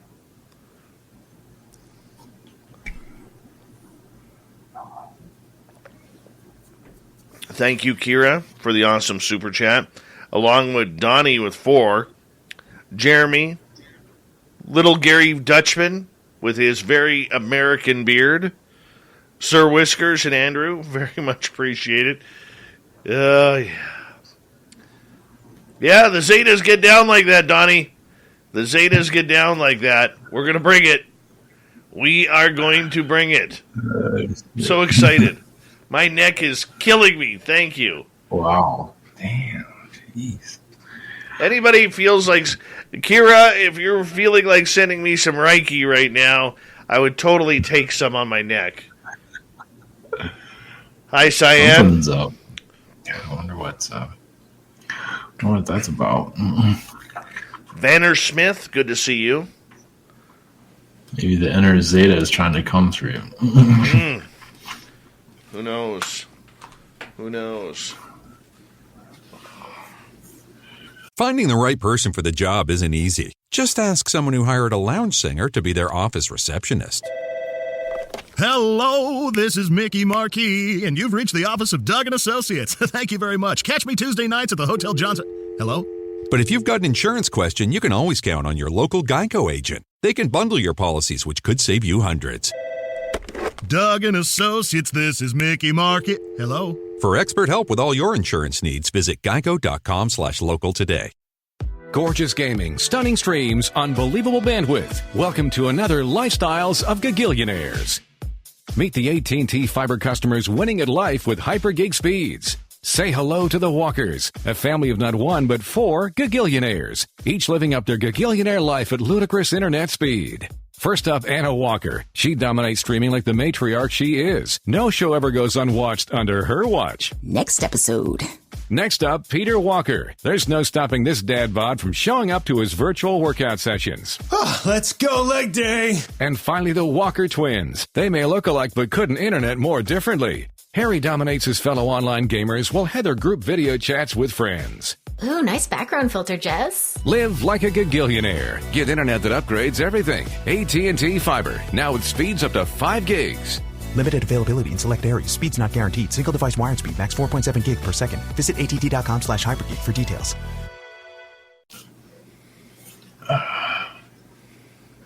Thank you, Big J, for that awesome super chat, man. Really appreciate it.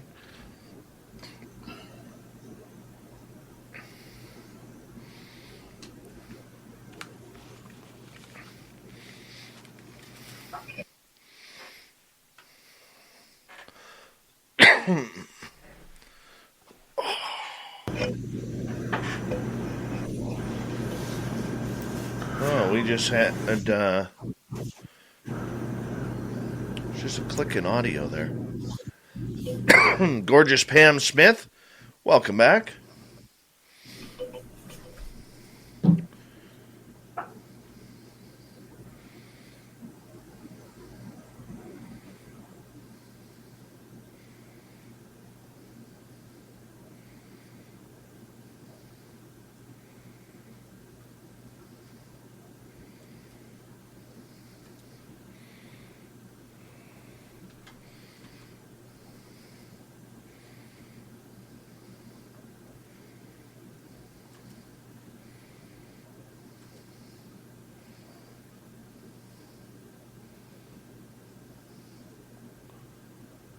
Oh, don't worry about it, Star Mountain. It's all good. It's all good. You're here now. That's all that matters.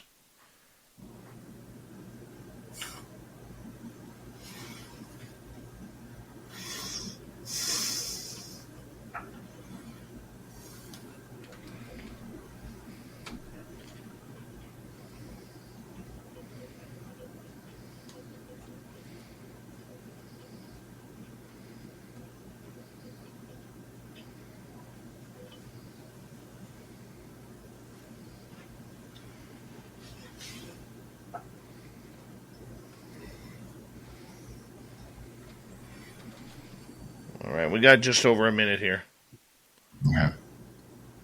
Yeah, but some people are trying to wonder what a feline person looks like. You look at some of the women here that have like real puffy hair.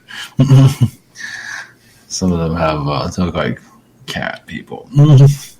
You have big hair, usually they're a cat person. Usually it's a blonde. Normally. That's one way to get some idea of that.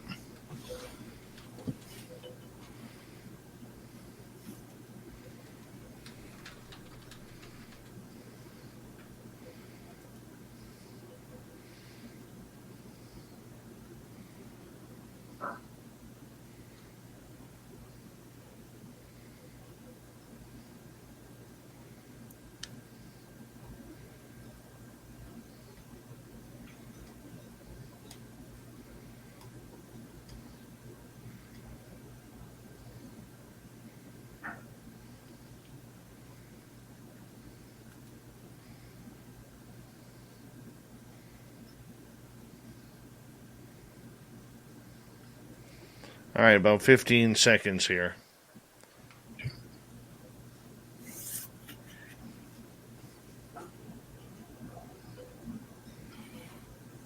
Hi, Kafunia. How are you?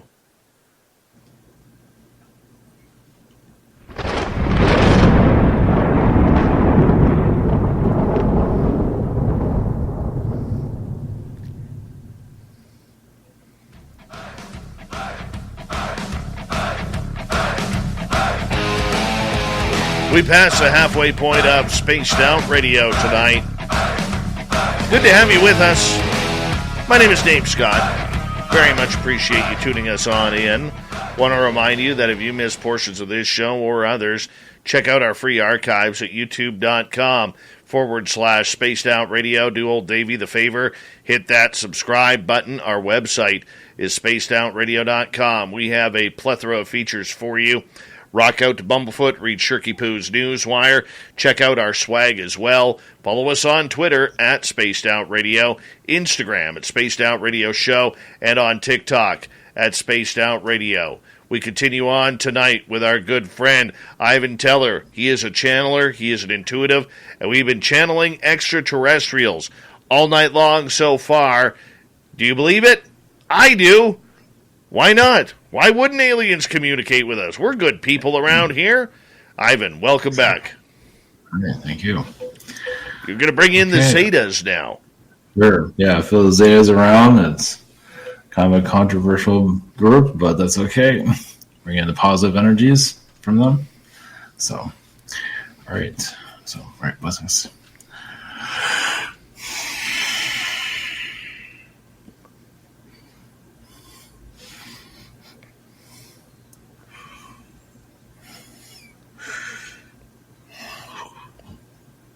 Greetings. We are the Zetas. This is J-Rod. Blessings to you all. Yes, we are different than you, but yes, we don't have the emotional state, but we do have the intellectual, the hive mind of trying, keep us out of trouble. We can say, of course, we find our ways of getting ourselves into other difficulties. We're known to be hackers. You can say mental hackers. So we can't always protect ourselves completely as your world. So our problems are different than yours, but we are very much connected to your species of your DNA. We do feel a lot from your race of we're still understanding ourselves through you. So, yes. Why are the Greys taking so many people? Some of them are Like fishing. Wow, that's a nice looking one. What does that one have? What does that human have? So they don't think of it as wrong. So it's just, and they do throw humans back usually. But some do keep them, but not very often. Are there full-on human beings native to other planets in our galaxy? Yes, there are several. I can say 3 planets. Some of them are in Alpha Centauri. What about in our solar system here? If there are, I am not one to say. Would you know if we had humans already on the moon or on Mars? Oh, yes. Yes to all of that, yes. There's humans on all your planets in some form. Either they're on ship. Yes. They're everywhere. Okay. But you would never know that here physically. They have ways of keeping it hidden, of course. Are they keeping it hidden because of their connections to other beings? Yes. Well, like your Earth governments don't want you to know what they're up to. So, how do we get there? Well, that's going to be a difficult one because they feel like they're so advanced more than the human race. There's always going to be a step ahead. So you will get there through evolution.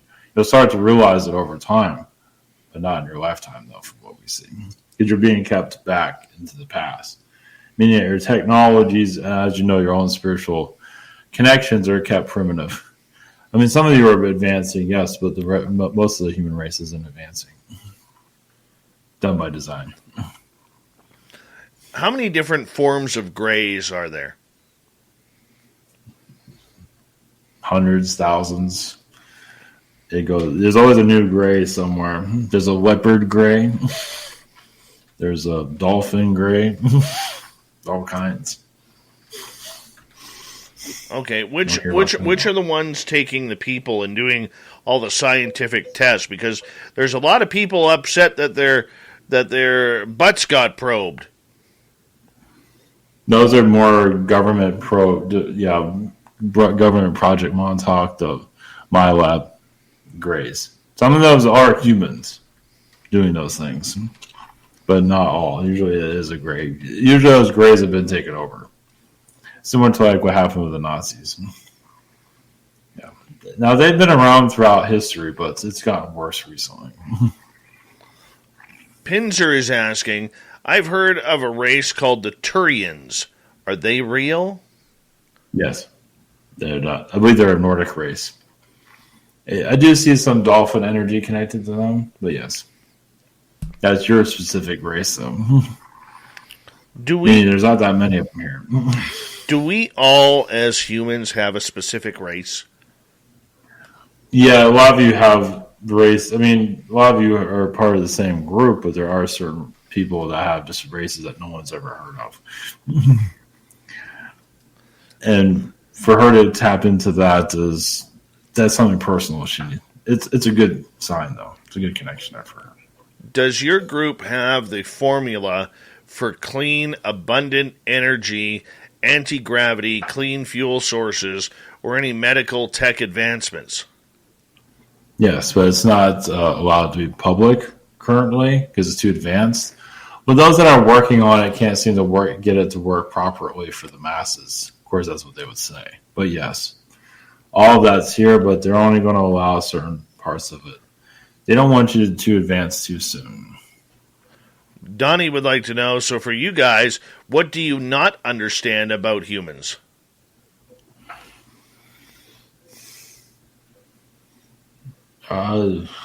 Many things. The divide, why humans are so divided from each other. Humans have like if you go into a grocery store, humans are not saying hi to everybody. How's it going? It's difficult. It's almost like a tribal, like you connect to your own tribe, to your families, and it's difficult to connect outside that family. So that's hard. when humans become more friendly with each other, that's when your Earth changes for the better. All right. Michael wants to know, so you hacked my brain in 2019 and 2020? Not me personally, but there probably was a Zeta that did that, yes. I think I was interested in how you thought. You have an interesting brain pattern, but it was not me personally, though. Donnie again would like to know, where does our moon come from?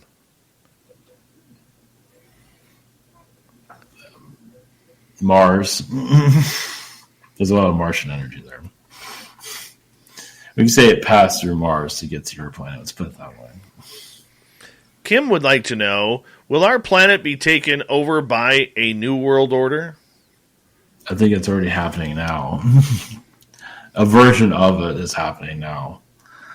What happened in Germany is still going on currently. But not to butcher out there, though.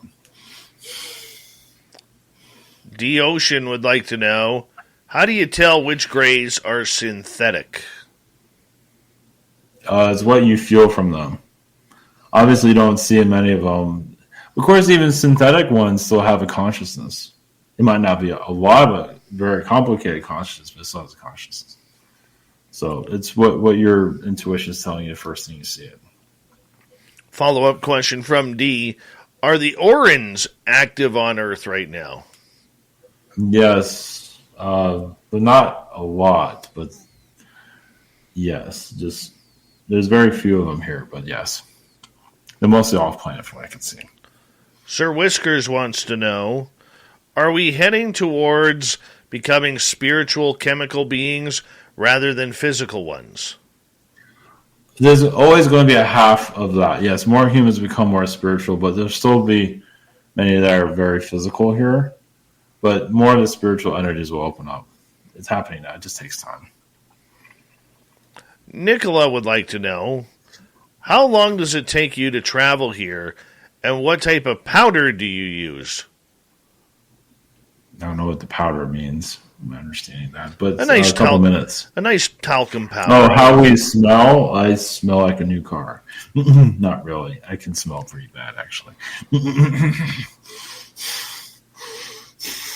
Sandra. Go ahead. Go ahead, please. Yes, go ahead. Okay.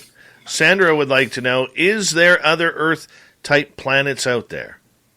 Of course, yes, many. They're being kept from your society. Your NASA has discovered many. It is a bizarre experience seeing other humans on other planets. They keep it quiet, of course.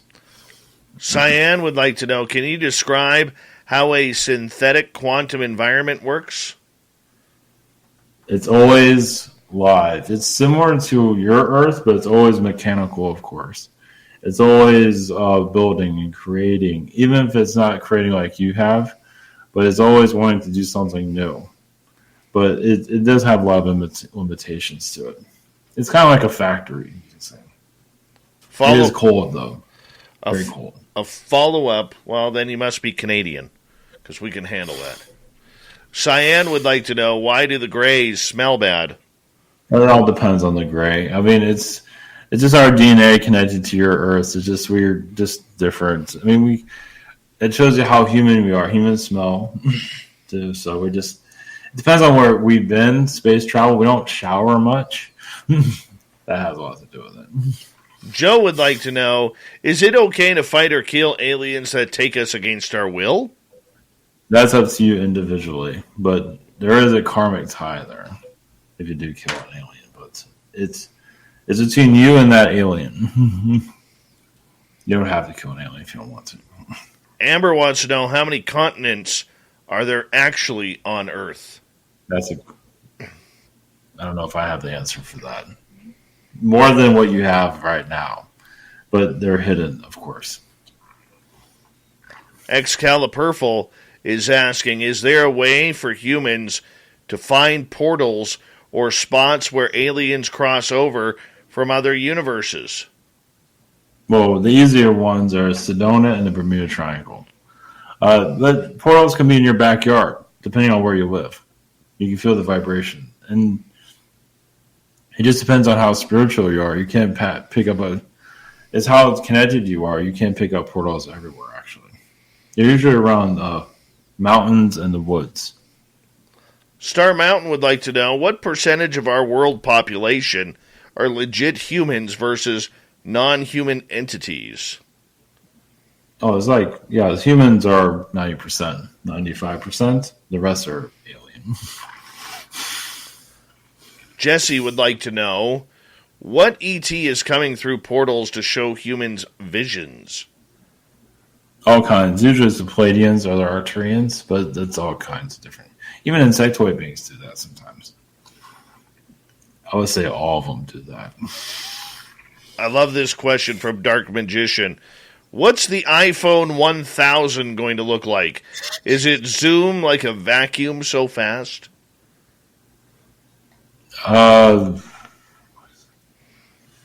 Yes, something like that. That's a difficult one to answer. But yes, something like that. Jesse would like to know, where do people go that disappear in the Bermuda Triangle? Usually end up on a ship. Normally an alien ship. Now, they don't always remember, though. Those memories usually get wiped. And they get put back into your reality somewhere, somehow. So. Is it like when you take someone, and let's say you take someone for 50 human years, do they come back as they have aged, or do they come back as a child or whatever age they left at? Well, it all depends on, some can be taken for 50 years and brought back and will get older. Maybe not 50. They can have some age manipulation there so they don't look so old. But they can be gone for like a couple minutes, but they're actually gone for 50 years. It all depends. Or they have been gone for 50 years and they disappear out of nowhere again. It all depends. If they're gone for 50 years, usually they're doing something on a ship. Usually doing something with somebody. Doesn't mean necessarily that they're a slave. Sir Whiskers would like to know, what is the meaning of life? It's the meaning that you bring to it. It's your journey, so it's what you bring. It's how you would define it. I believe many of you, just how you are as a person, how you affect others, and that's really important. Sandra would like to know, what is your favorite planet favorite country on Earth to visit? Italy, especially where they're always eating food. It's always fun to watch humans eating food. It's like it's spent a lot of time with that. It's humorous. Okay. Well, we'll take that as your word there. Let's move on here, as Carrie has a question. What is the Rh negative blood link from humans? That is a reptilian energy. That is an elite energy. It can heighten your abilities, but also can cause you some difficulties at the same time. D. Swigger, who really created humans and how long ago? Humans are created by humans, meaning that the embryo has always been here. Just the aliens, they worked on it. They enhanced it or de-enhanced it. But humans have always been here. It's always been a mystery where humans came from. They just were always here from our records. So God, you could say. Okay. Let's move on. Linux wants to know, what percentage of humans on this planet at this time have souls? 90%, 92%. Something around those lines. Okay. Jesse would like to know, what happens to the missing people that just vanish? Usually they're taken to another planet. Like Mars or some world that they don't want to mention. Kind of like you can say a black planet, like a black site planet. So it all depends on the DNA of the person. Joe would like to know, which is closer to Earth, Zeta Reticuli or Arcturus? I feel Zeta Reticuli, at least from our perspective. Amber would like to know, how many people have been chipped by ETs? You can say like half, or more than half.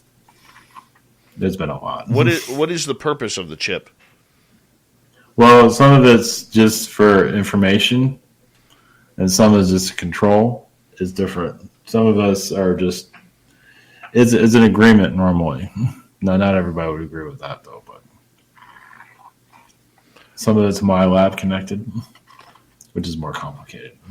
Donnie would like to know, were the ancient gods real? Yes. Gorgeous gaming, stunning streams, unbelievable bandwidth. Welcome to another Lifestyles of Gagillionaires. Meet the AT&T Fiber customers winning at life with hyper-gig speeds. Say hello to the Walkers, a family of not one but 4 Gagillionaires, each living up their Gagillionaire life at ludicrous internet speed. First up, Anna Walker. She dominates streaming like the matriarch she is. No show ever goes unwatched under her watch. Next episode. Next up, Peter Walker. There's no stopping this dad bod from showing up to his virtual workout sessions. Oh, let's go leg day. And finally, the Walker twins. They may look alike but couldn't internet more differently. Harry dominates his fellow online gamers while Heather group video chats with friends. Ooh, nice background filter, Jess. Live like a Gagillionaire. Get internet that upgrades everything. AT&T Fiber, now with speeds up to 5 gigs. Limited availability in select areas. Speeds not guaranteed. Single device wired speed. Max 4.7 gig per second. Visit att.com/hypergig for details. Gorgeous gaming, stunning streams, unbelievable bandwidth. Welcome to another Lifestyles of Gagillionaires. Meet the AT&T Fiber customers winning at life with hyper-gig speeds. Say hello to the Walkers, a family of not one but 4 Gagillionaires, each living up their Gagillionaire life at ludicrous internet speed. First up, Anna Walker. She dominates streaming like the matriarch she is. No show ever goes unwatched under her watch. Next episode. Next up, Peter Walker. There's no stopping this dad bod from showing up to his virtual workout sessions. Oh, let's go leg day. And finally, the Walker twins. They may look alike but couldn't internet more differently. Harry dominates his fellow online gamers while Heather group video chats with friends. Ooh, nice background filter, Jess. Live like a Gagillionaire. Get internet that upgrades everything. AT&T Fiber, now with speeds up to 5 gigs. Limited availability in select areas. Speeds not guaranteed. Single device wired speed. Max 4.7 gig per second. Visit att.com/hypergig for details. All of them. The extraterrestrials. Or more advanced humans, however you want to, from your planet. Hybrids? Yes. Magical? Yes. Carlito would like to know, can I please know? I always felt like I have an alien buddy watching over me or outside my window. Will I ever meet him face to face? Probably to your dreams, but yes. And so, probably more non-physical. You never know. It might be a sort of physical connection, but yeah, that being is protecting you from what I can see. So like a Nordic being, at least from my perspective. Wayland would like to know, how can we improve our health on Earth? Get rid of the chemicals. The chemicals, there are good chemicals here, but the toxic ones have to be removed. Of course, there's many. A lot of it's in the food, unfortunately. Mostly in America. Gary would like to know if our perceptions can be altered. Is it only an individual, or can it be done by large groups? No, large groups, definitely. But it can be done both ways. Large groups are easier because they're easier to control. It's like if everybody sees it, then they can believe it. That's politicians do it all the time. Jessica wants to know, is O positive blood an ET bloodline? Yes, but that's more of a positive energy. Yeah. I got O positive. I got O positive. That's fantastic. Yeah. Good question, Jesse. Good question. Obi Flett would like to ask, what are the humans' purpose with no souls? They're connected to this reality. They're here. They're like robots here to do this. The commands of the Earth and its timeline. To follow political rallies. To follow the narrative, the agendas. Okay. Star Mountain would like to know, how do you evaluate and qualify the human you wish to channel through? Do you have their permission? Yes, usually ask us. Yes, it's a mutual connection usually. But there's always an alien that wants to be channeled by anybody. Jenny wants to know how much farther is the government advanced from its citizens? Well, 50, I would say more of 100 years advanced.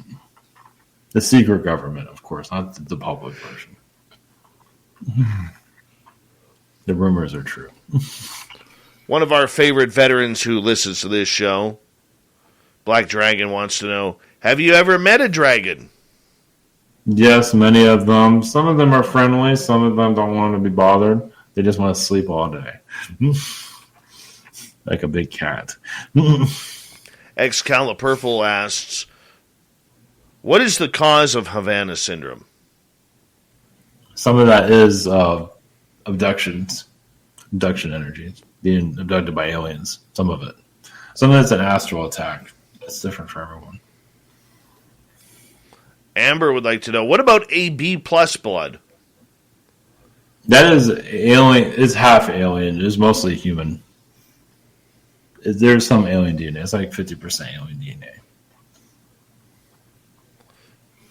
Jesse wants to know, how can I get my ET to visit me again? That's going to be, well, because you had a connection before. That was just to get you hooked in to meditate.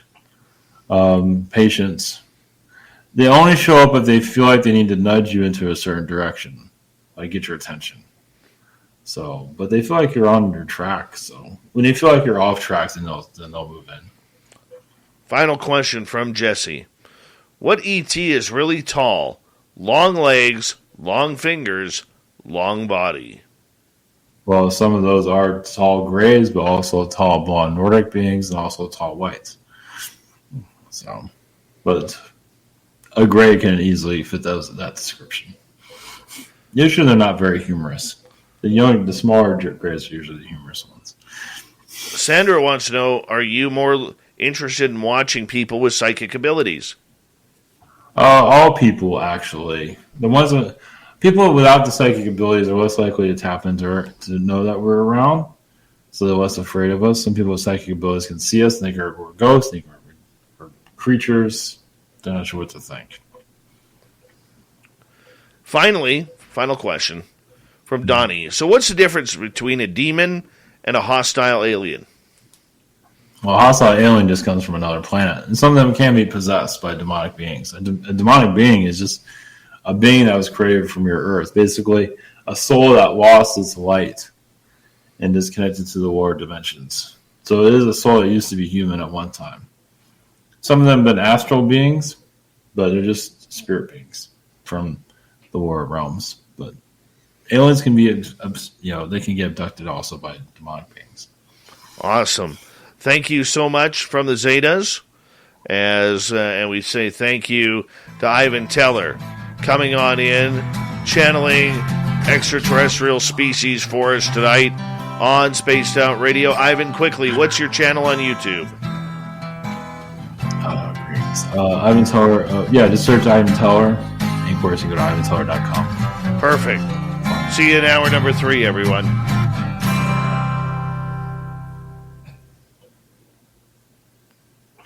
Dude, this was so much fun tonight. So much fun. Yeah, I enjoyed it too. Me too, man. We'll do it We will do it again. I'll be here. Yeah, happy. Yeah, thank you for having me on. It's great. Yeah. Of course, we'll do it again. I appreciate you, man. Thank you for entertaining us. All right, no problem. All right, take care. Take care, Ivan. Good night. Ivan Teller, everybody. I'm just going to step away for a couple of seconds. I got to go to the bathroom. I'll be right back.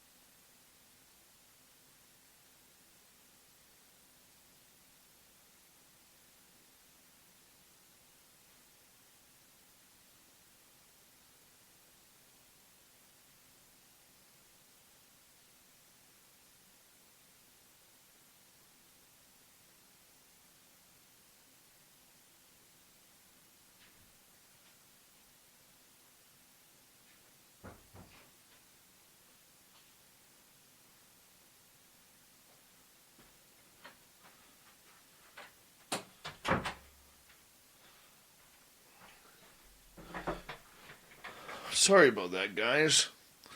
My dog just took the biggest piss in my basement.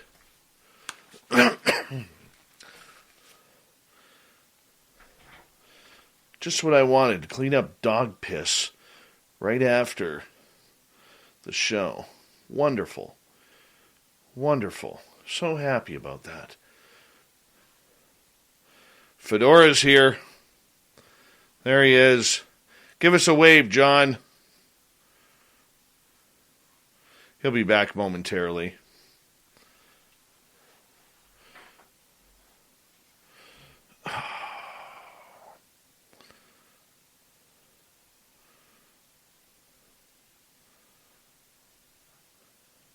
No, I removed the shark. I don't play that guitar. That's my daughter's. Actually, I shouldn't say that. I played it a couple of times.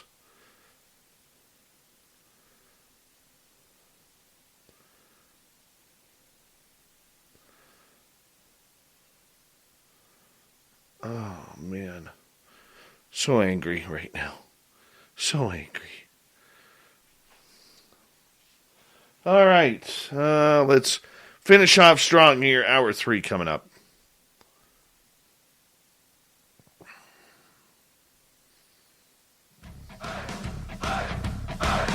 Would you like to connect with us? Head to spacedoutradio.com for all your latest show info.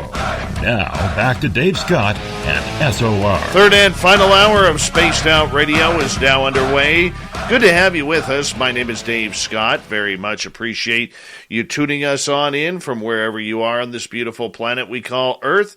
Hi to everyone listening in on our terrestrial affiliates around North America and digitally on TalkStream Live, Revolution Radio, and KPNL. All of our archives are free. Join us at youtube.com/Spaced Out Radio. Do old Davey the favor, hit that subscribe button.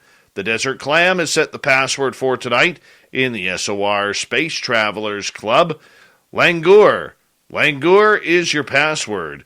Use it wisely, Space Travelers, as the Clam sets the password each and every night right here on Spaced Out Radio. Our website is spacedoutradio.com. We have a plethora of features for you. Rock out to Bumblefoot, read Shirky Poo's Newswire, check out our swag as well. Follow us on Twitter at Spaced Out Radio, Instagram at Spaced Out Radio Show, and on TikTok at Spaced Out Radio. It is time once again where we head off into the swamp. Our resident swamp dweller takes us on another tale of a spooky story. Hi, Spaced Out Radio listeners. This is Swamp Dweller. It's time for your nightly dose of spookiness on the show. If you have an interesting encounter or a spooky story that you would like to share, be sure to submit them in at swampdweller.net. You can also find our YouTube channel at youtube.com/swampdwellerreads. Now, let's chill out, relax, and together, let's enter the swamp.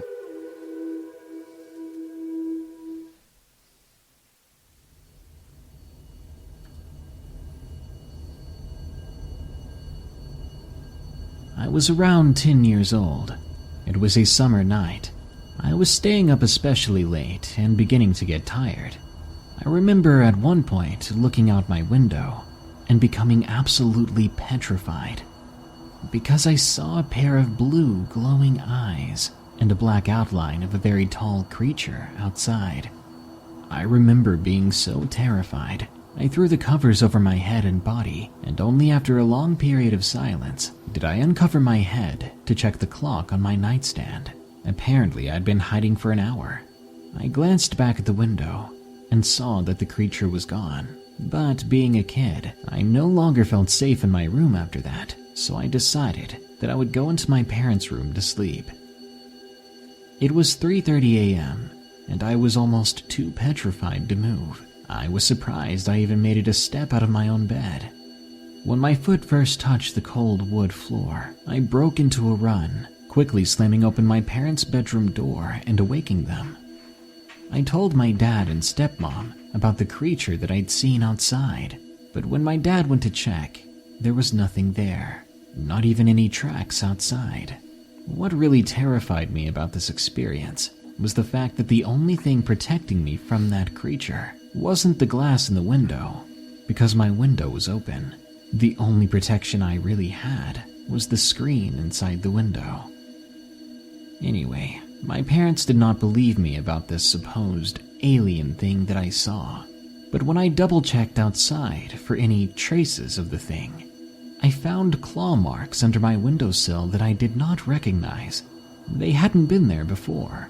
Considering the thing's bulbous head and almond-shaped eyes, I know beyond a shadow of a doubt that I saw an extraterrestrial. There was intelligence behind those eyes. Why it was spying on me like that, I have no idea, but this might explain the strange things I saw in the sky after that night. I really hope it doesn't come back.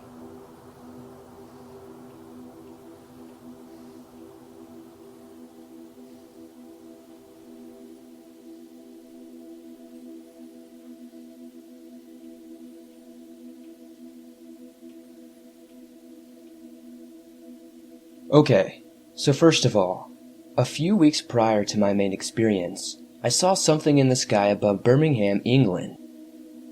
I was sitting in my back garden having a cigarette and admiring the beauty of the full moon, when I saw something fly into view. It looked like, well, the shape of a deodorant can, to be perfectly honest.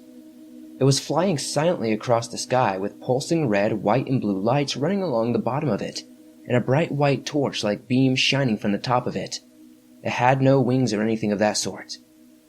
I had no idea what to think of it, but, well, there was nothing I could do. Perhaps it would be on tomorrow's local news. It wasn't. No one else seemed to have seen it. Now, on to the main part of my story. I have no idea if these two experiences are actually related, but the former seems to have some kind of relevance, honestly.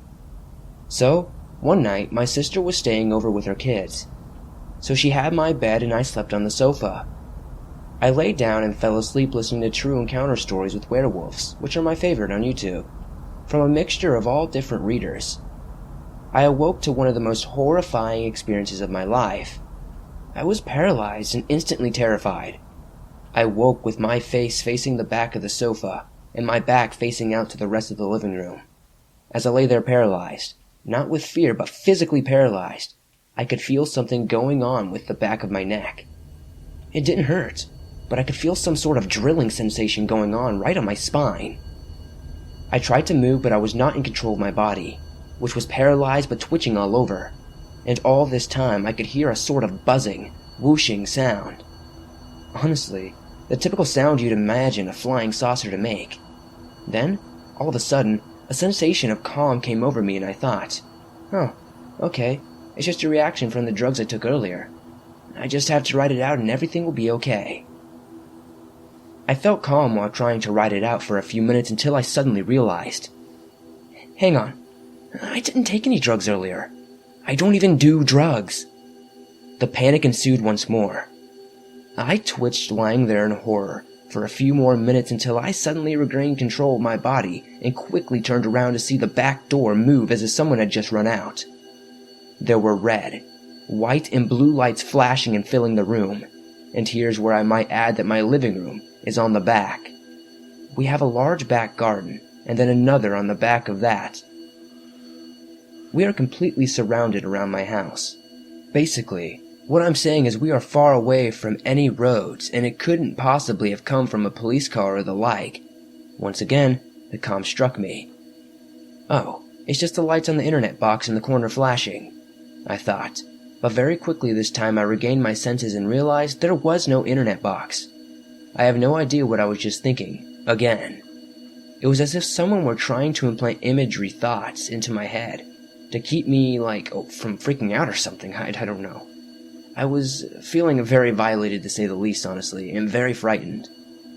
My dog, a large Siberian Husky Arctic Wolf cross, not easily frightened, was up on the armchair, where the hell he knows he was not allowed to go.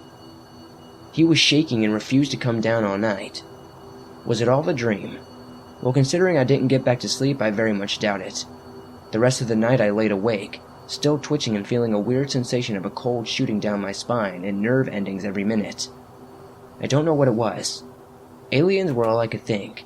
But the next day when I told my friends, they all had a little laugh. And then one said, "Well, you said you felt something messing with the back of your neck. Let's see if there are any marks."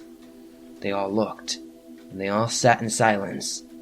There were 3 small red puncture marks in the shape of a triangle right on my spine.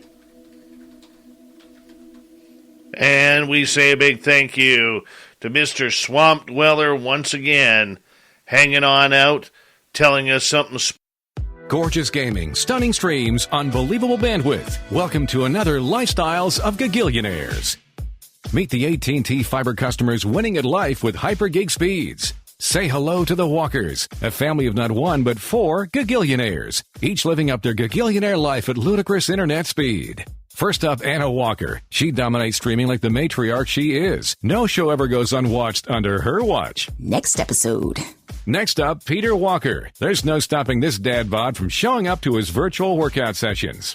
Let's go leg day. And finally, the Walker twins. They may look alike but couldn't internet more differently. Harry dominates his fellow online gamers while Heather group video chats with friends. Ooh, nice background filter, Jess. Live like a Gagillionaire. Get internet that upgrades everything. AT&T Fiber, now with speeds up to 5 gigs.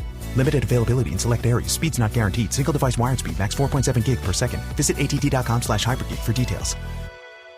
A new Peacock original series from Will Smith and Westbrook Studios. Where are we going? You're gonna stay with your aunt and your uncle. You get one shot. What the hell is my life? At a second chance. There's no going back. Bel-Air, streaming now, only on Peacock. spooky. Swamped Out Radio, we call it around here. And we got to continue, though. Before we do, reminder, go to Swamp Dweller's YouTube channel. Hit subscribe there if you want literally hundreds, if not thousands, of spooky stories at youtube.com/Swamp Dweller Reads. Oh, that music once again means it's time for the fedora-wearing Johan Hudson as we kick off the Unbiased UFO Report.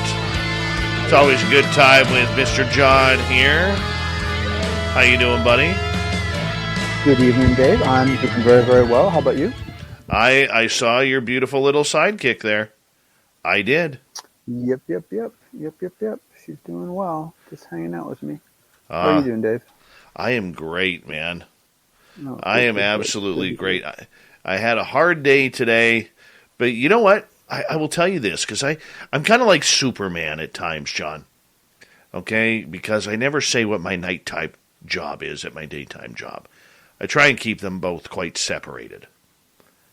And I had this person, a client today, come in and basically say, I know what your nighttime job is. I listen to Spaced Out Radio on Spotify every day. And I've got my friends hooked on it, my sister hooked on it, and this is all around my community. I was like, you got to be kidding me. I didn't know. You know, like I'm trying to hide my identity around here. And So Dave, I got to tell you, man. So it was a number of years ago that I used to, like everyone else, I kept 2 identities, online, offline. And I ended up in a job where I had to do some real public stuff. And so I really didn't have a choice in the matter. I started becoming public very quick. And what I decided to do was to just, give up that ridiculous model and just be as completely equal from both sides as I possibly could, and just embrace it and just, try to minimize it. Try to watch your T's and it's all that kind of normal stuff you're doing anyway, right? But you gotta roll with it because it doesn't always end badly. I mean, look at the experience you had. That was really nice. Very nice, very nice. So it was very cool. It was very cool. I was quite shocked by that. Cool. And so if they're listening out there, thank you for coming on in. I appreciate that. Absolutely. Mm-hmm. Otherwise, you're all good? Ready for the weekend? Oh, yes. little actually, I think a little brain sapped from some of the interviews today. Just just really just a lot to absorb. Well, let's get to some UFO stuff, my friend. What do you got for us tonight? Let's start off. Let me guess. No. I'm trying to channel something here now. No. All right. Mick West gets a little bit of a slap on the wrist for one of his little ramblings about UFOs.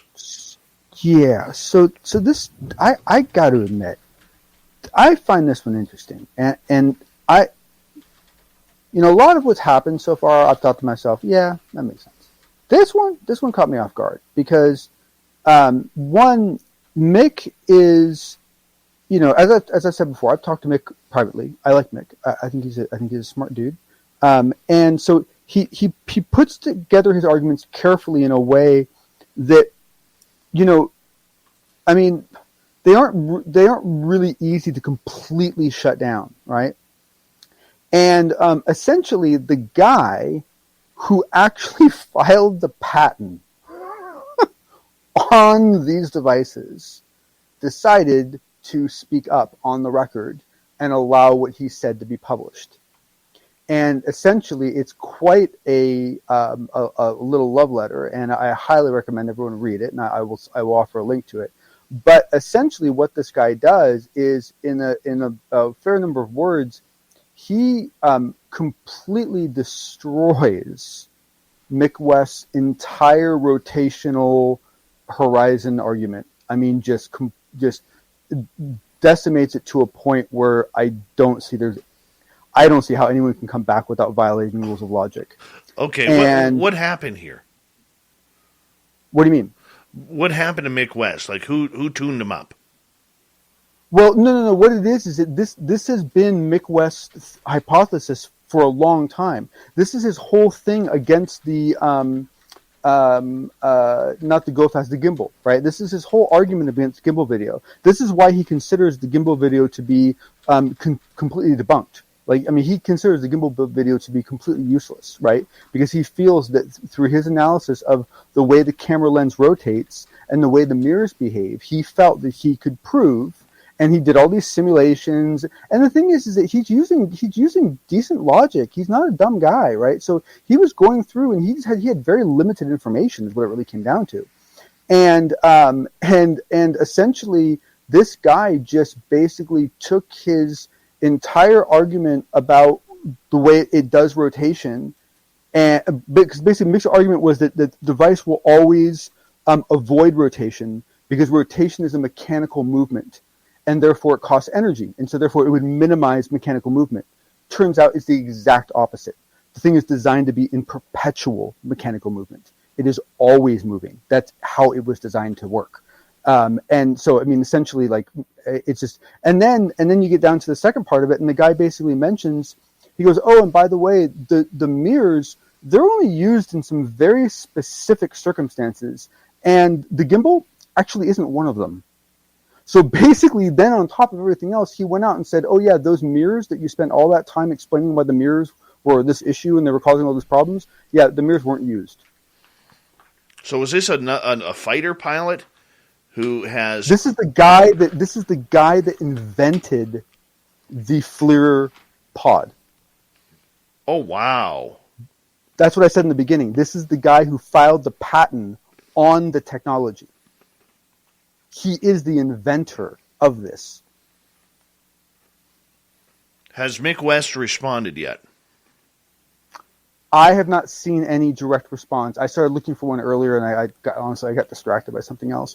And I mean, honestly, like, the thing is that where Mick's hypothesis fails in light of this new information is in a way that, honestly, there's no way Mick could have predicted.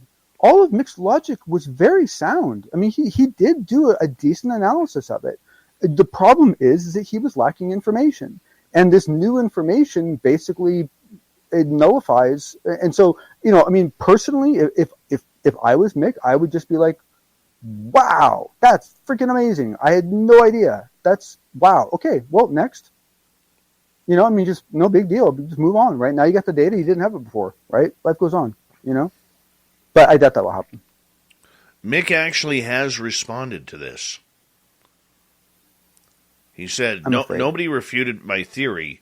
Lacey Cook is only able to comment on public documents like Patton. And then Merrick VR, this person you're talking about, do we want to start with the camera bumps? Your theory is disputed by every shed of at-FLIR video evidence out there and an active duty FA-18 weapon systems operator, or the light patterns disputed by a digital optics expert.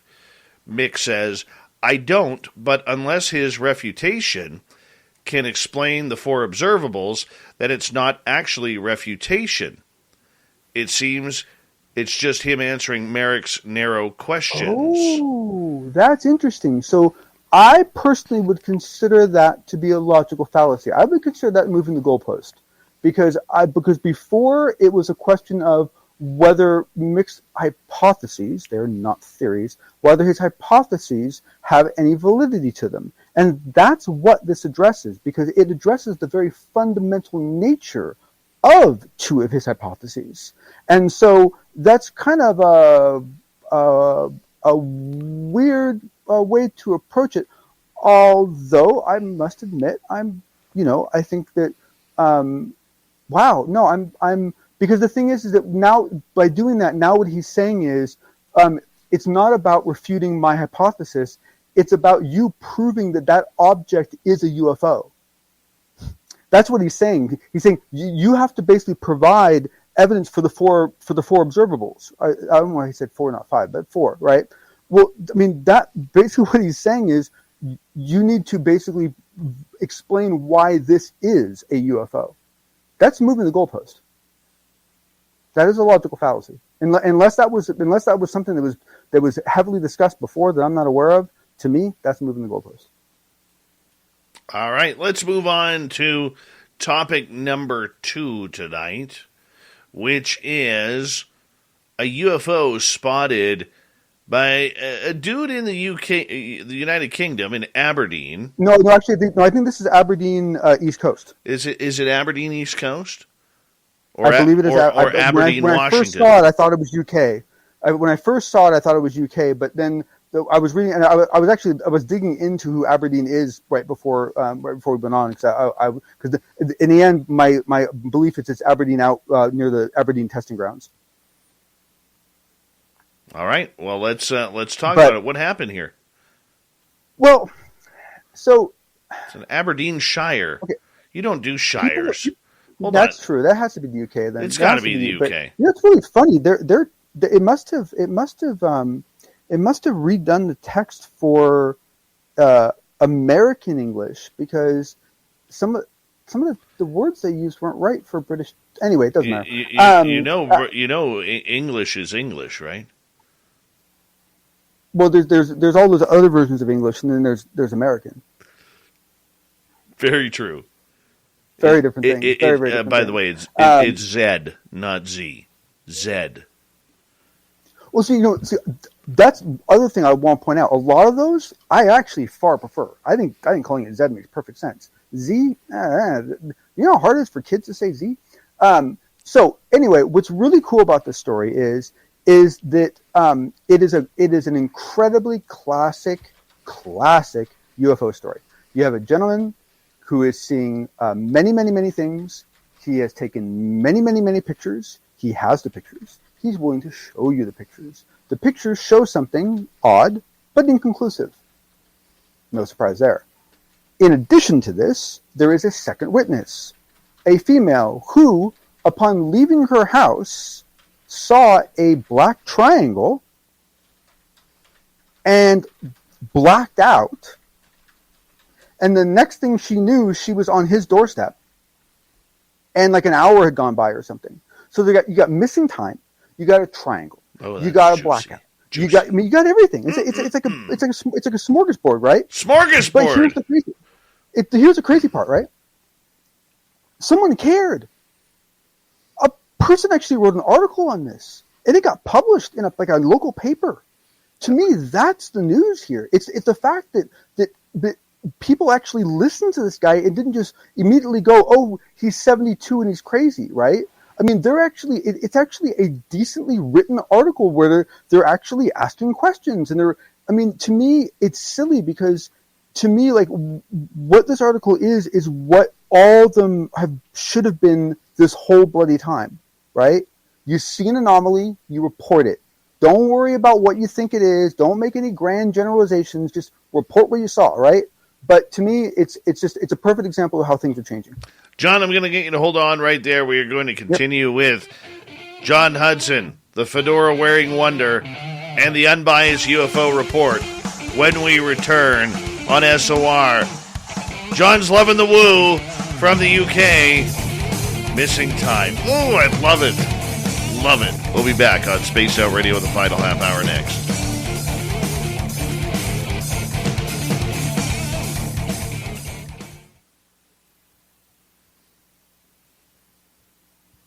I love that woo, John.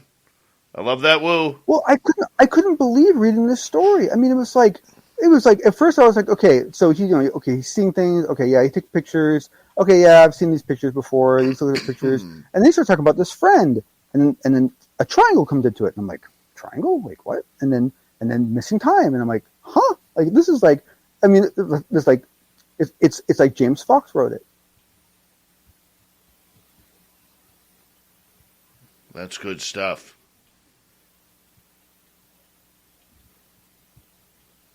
Surprising. Very, very surprising.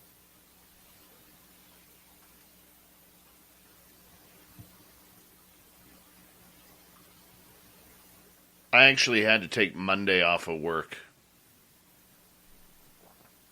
I am so tired right now that I need a sleep day. No, it's good that you're doing that for yourself. Oh, gosh.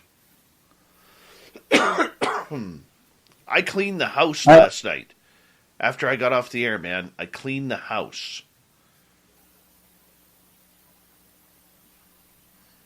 Because there was some stuff I didn't have time to do it today. Still, after all these years, if someone says to me that they stay up all night cleaning their house, first thing I think is, do you get into like too much like cold medication or something? No. Like flat tops or eat into your kid's Adderall or something? No, I cannot stand dishes in the sink. Cannot stand dishes in the sink. Drives me nuts. And then it led to other stuff. Like my son had a shower and left his clothes on the ground, so I went and picked those up. Hockey season was done. I took his hockey bag, down from the one room, put it in the storage. Why would you say that? You should let your little girl play hockey. They smell like some creature from another planet. Like that's why. You don't start smelling until your teenage years. Oh, okay. All right, I'll trust you on that one. Yeah, and then this weekend I got to do the website. I got to do all the thumbnails. I got to do the... what else do I have to do? I might be able to sleep tomorrow night. I'm hoping. But then I lose an hour due to the goddamn time change. I know. I'm so happy about the time change, though. Like, I really don't feel normal when we're in the other mode.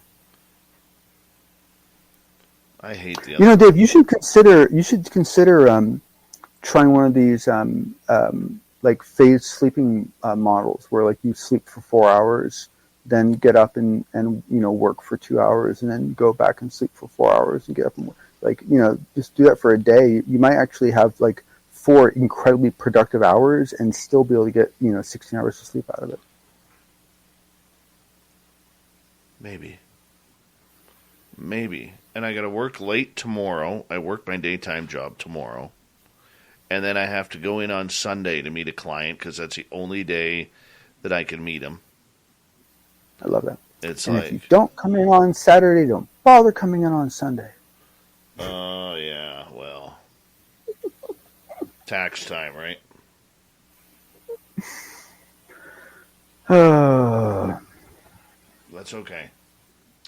I will find time to sleep. Not much else. But I will find time to sleep. Yeah, but I got to say, I'm pretty excited about the fact that Ford has decided to split into two companies, one for electronic and one for gas. I rode in a Ford Mach-E electric car. Is that Ford Mustang. Is that one electric cars? Yeah, Ford Mustang Mach-E. What was it like? The battery in winter up here only lasts for 200 kilometers, so that's about 160 miles. But they've got two size batteries. You can come with the standard battery that we can't even get to Vancouver to, or you can get the bigger battery for like $8,000 more. Yeah, but the thing is that if I get like a full tank of gas, like I'm not making it more than 120 miles anyway. What are you talking about? 140 maybe? No. I mean, it's like I'm not going to get much more than that. I mean, like to me 160 miles between rest stops is about normal. Is it 160 miles between rest stops? No, I'm just saying that's what I would often do is because I have to get gas about every 100. Yeah, but you're driving an SRT8 though at that time. Hold on, John.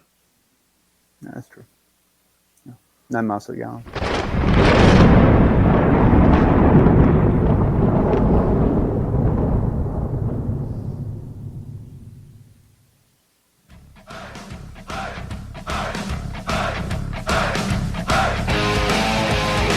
We've rounded third. We're heading for home tonight on Spaced Out Radio. Good to have you with us. My name is Dave Scott. Thank you so much for taking the time to join us. I want to remind you that if you've missed portions of this show or others, check out our free archives. Go to youtube.com/Spaced Out Radio. Do old Davey the favor. Hit that subscribe button. Our website, spacedoutradio.com. We have a plethora of features for you.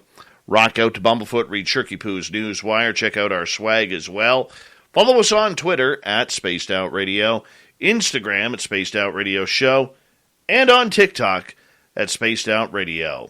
We continue on tonight with the fedora-wearing John Hudson and the unbiased UFO report. A UFO sighting out of Aberdeen in the UK that had missing time, multiple witnesses, and a black triangle. A plethora of woo as we speak. John, welcome back. Thank you. Yeah, and the thing is that, to me, this is, I don't want to seem too negative, but this is in many ways a good example of what I find very frustrating about this field.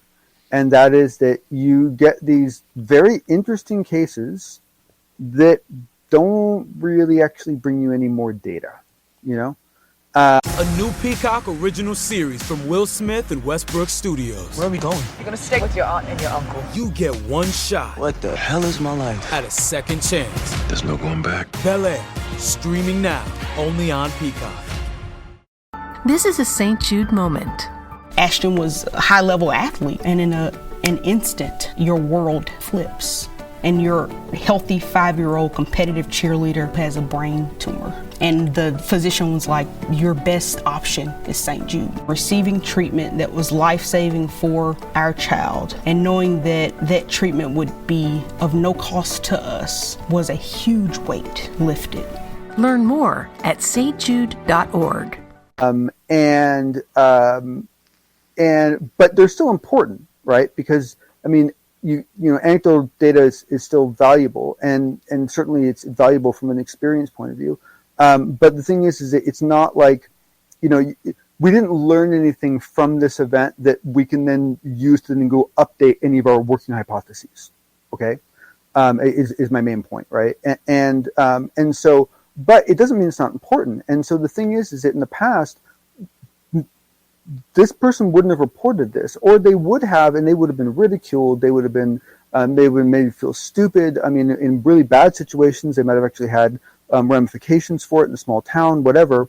And here you have, this 72-year-old man, making this report, showing these pictures. They show his pictures in the article, and they're willing to share the account of his friend. And I'm really impressed that they took him seriously, and that they actually wrote his story as you should, because it's a story and he experienced it, whatever it is. And I think it's awesome they did. I'm really surprised, and to me I think it's a good sign. Well, it is good reporting in everything. And, the fact that they took it seriously with missing time is very cool, because there's a lot of woo in that story that would turn a lot of journalists off. Oh, yes, by leaps and bounds, right? By leaps and bounds. But the thing is okay, yes, at the same time, he was very careful. It's amazing how much quote unquote woo anyone can handle if it's caged very specifically from the point of view of the experience, right? What did you see? What did you smell? What did you feel? Like that kind of stuff, not like what you think it is or what you think it might be, right? And so, so to me, it's what he does is that he says, okay, she said she saw this, and then she said this happened to her, and then she said she experienced this. There was no guesswork at all. And I think that's what makes it more palatable.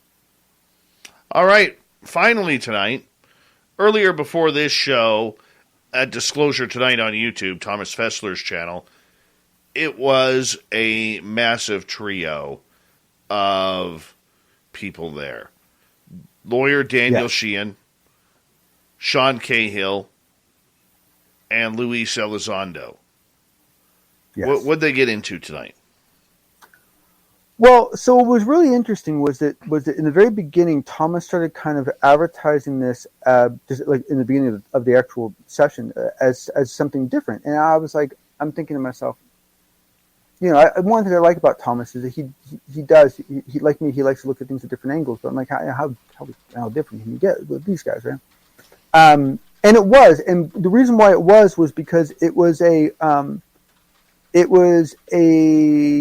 far more adult, far more pragmatic conversation that was very specifically geared to what we can actually accomplish from a legal and government point of view.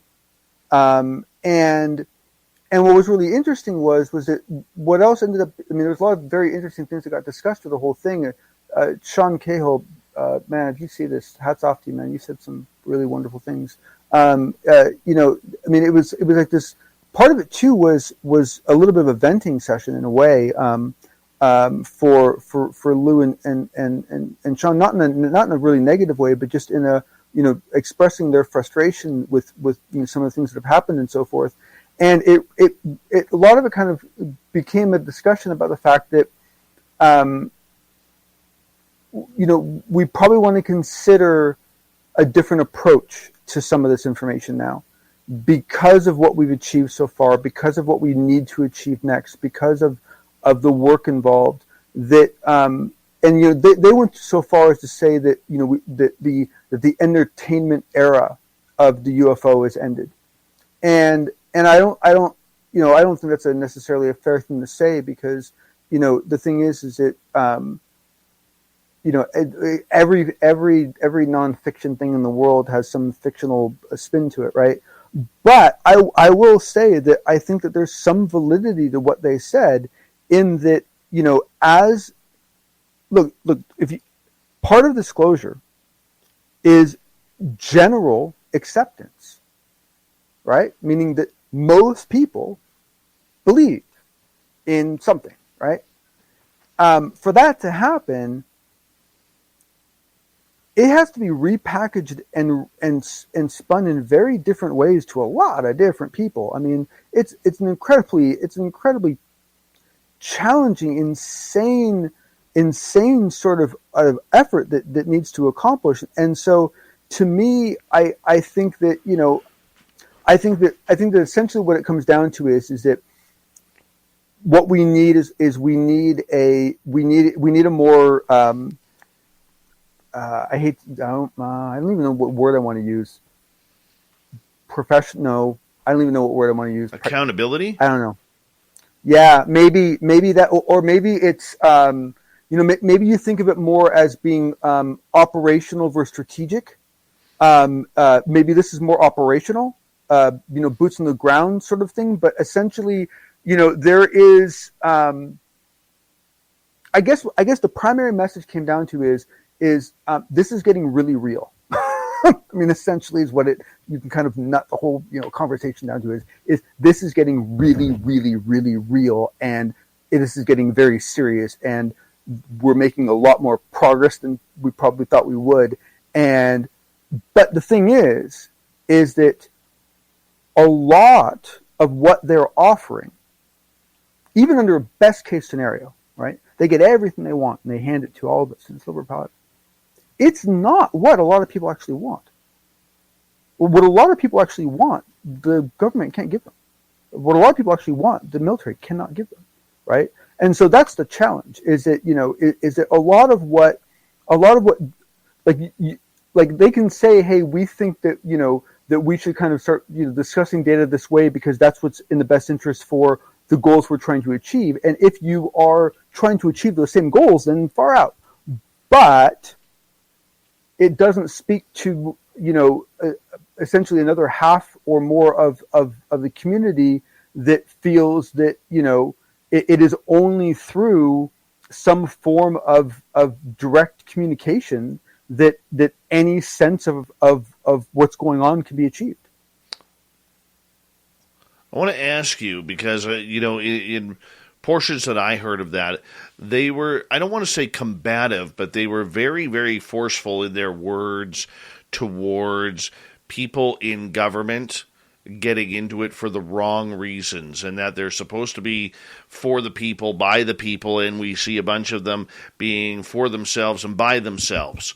And Lou really, really was irritated about this, and Sean Cahill very much concurred that these are experiences that can no longer be ignored, and when will the government of the United States start to open their eyes and remember who they work for?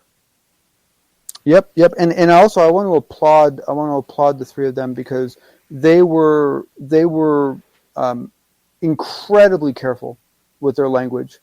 And it was basically people in the room and even the other hosts that were sometimes saying things that were a little more aggressive. I think that the three of them actually were very careful. I was actually kind of impressed. But essentially, sorry, hold on, I'm gonna go up. But essentially, I mean, it's a very interesting situation for sure.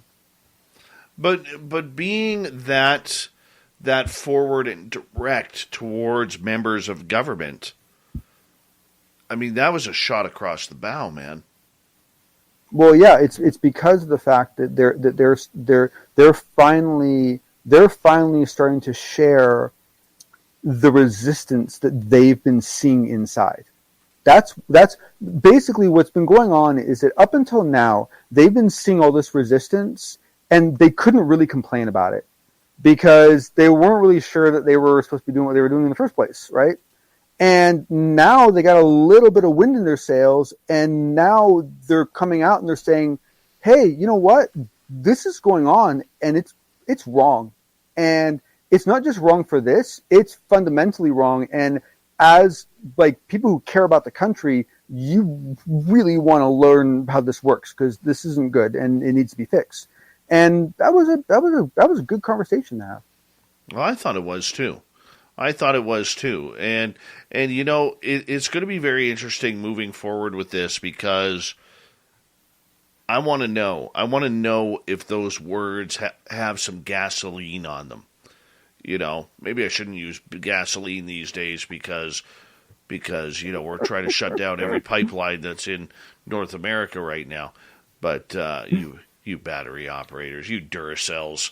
You're a Duracell, John. You're a Duracell. No, I'm teasing. Lithium ion only, my friend. The fedora-wearing John Hudson, you go have a good night. You got more important things Always a that pleasure. you got to do. And Yep. We'll talk. Thank you, everyone, for hanging out. Hope it all made sense to you, and really do appreciate you hanging on. And once again, we're all for the veterans. So, and reminder, you can hear John every Saturday and Sunday on our YouTube channel with Big Willie, Gemma Jade, and Thin Lizzie Borden for the After Hours show, 8 p.m. Pacific, 11 Eastern is when it gets going for 3 hours a night. We'll talk to you very soon, John. It is time for us to get to Shirky Poo's news.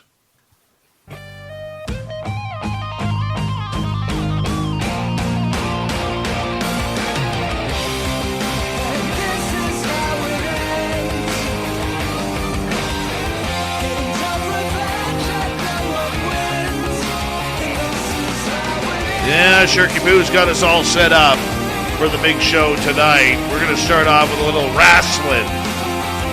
Yeah, wrestling. WWE fans have been baffled after Logan Paul and Machine Gun Kelly were announced as downloadable characters in the latest installment of the world's largest wrestling franchise's video game series, WWE 2K22. Obviously, Logan Paul has taken part in a number of boxing exhibition matches and has also appeared in the world of professional wrestling, too. On one occasion, he appeared at WrestleMania 37 and received a stunner from Kevin Owens, and last August, he turned up again only to be mocked by The Miz. As for Machine Gun Kelly, he also appeared in the WWE Universe and also found himself on the wrong side of Kevin Owens. He also performed at one or another WrestleMania once, too, and so they got a little bit of history going on here, but fans are baffled why they've been included. After all, Donald Trump famously appeared in the WWE Universe back in the day, and he's not been included. One person commented, "I was considering buying this game, but now Logan Paul is in it, and I think I'll pass, although beating him with a steel chair does sound fun. He's a nobody in WWE. Why do this?" Another person said, "How is Machine Gun Kelly not included?" Or MSK, not been included, and MGK is. "Man, I hope 2K loses their license. I don't want EA to take over as well. Hopefully they can find a different games developer."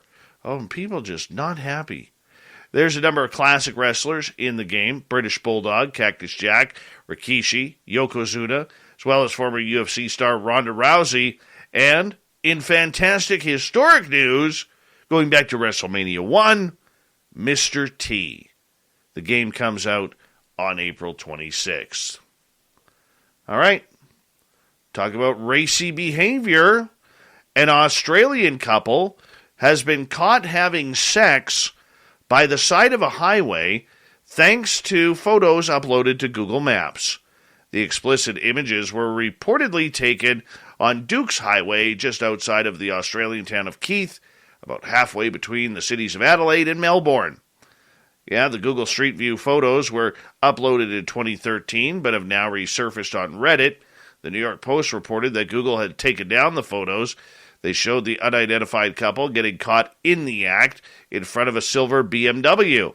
According to South Australian law, public sex is punishable by a $1,100 fine or up to 6 months in prison, but it is not believed the couple was arrested. Yeah, they were in fine fashion right there, too.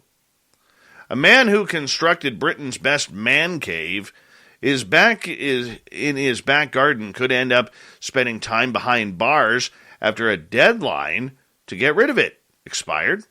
69-year-old Graham Wilden built a huge extension outside the back of his house 8 years ago, and it's definitely an impressive construction. He's got a private casino, a bowling alley, a cinema, squash courts, and a bar. But one thing he didn't have that was required was planning permission for the structure. The problem got as far as the Court of Appeal last year, where Wilden's bid to get a suspended prison sentence for failure to remove the structure was squashed. They also said that by March 10th, 2022, he had to demolish it or face jail time. Obviously, the deadline is now passed, and it doesn't seem as if any type of demolishing has happened. Built in 2014, the structure was controversial with neighbors for sure. A high court judge settled the protracted legal battle with an injunction in 2018 when Wilden was given up until April 2020 to get rid of it or of the 10,000 square foot building. Initially, he was told to get rid of the sports center, but then he was found to be in contempt of court after he didn't follow these instructions. The judge hit Wilden with a 6-week sentence suspended for 12 months and told him to absolutely, it had to be gone by next deadline. Lady Justice Lang said that the council couldn't prove whether Wilden could afford to tear down the building, as he's never disclosed his assets fully. Wilden, she said, was entirely the author of his own misfortune, and said there was a reasonable basis to believe he was a very wealthy man. Forest of Dean Council was also awarded substantial costs as part of the hearing. And finally tonight, an adventurer from Seattle was awarded a Guinness World Record for hosting the world's highest tea party when he and his team sat down for hot beverages at the height of 21,312 feet above sea level on Mount Everest. Andrew Hughes, an endurance athlete and adventurer, received word from Guinness World Records this month that he and his team had officially set the world record for the highest tea party in the world, where they had tea and snacks at the altitude back on May 5th, 2021. That's probably the same run that Nelson Dellis was on. Hughes said he was preparing to summit the Nepal mountain during the COVID-19 pandemic when he came up with the idea to set a Guinness World Record in the process. Hughes, who successfully reached the summit on May 23rd last year, served tea to team members Ronan Murphy, Kristen Bennett, Garrett Madison, Sid Patterson, Robert Smith, Art Muir, Helen Koki-Bennery, Crystal Molesque, Ben Veres, Ken Walsh, Christina Harila, Mark Patterson, Rick Irvin, and James Walker. A little spot of tea on top of the mountain. Yeah. And, oh, by the way, with the tea came some Girl Guide cookies.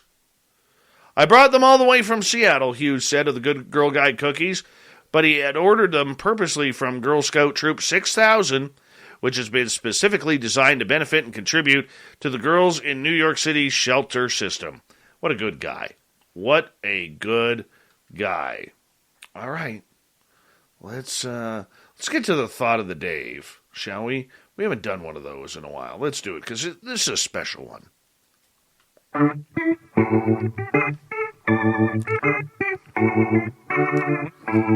It is officially our good friend Merle's 40th birthday. So the thought of the day is as followed as Merle heads into his 40s. What would you get Merle for his 40th birthday?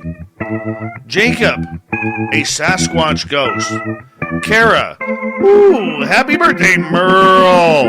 I would give him a high five, buy him a beer of whatever else it was his drink of choice. Kevin, I'd pay for his massage and an egg roll. Then the tip of getting something waxed is his responsibility. Jeff, a t-shirt that says, "My name is Jeff." Bobby, a coupon for the Bunny Ranch.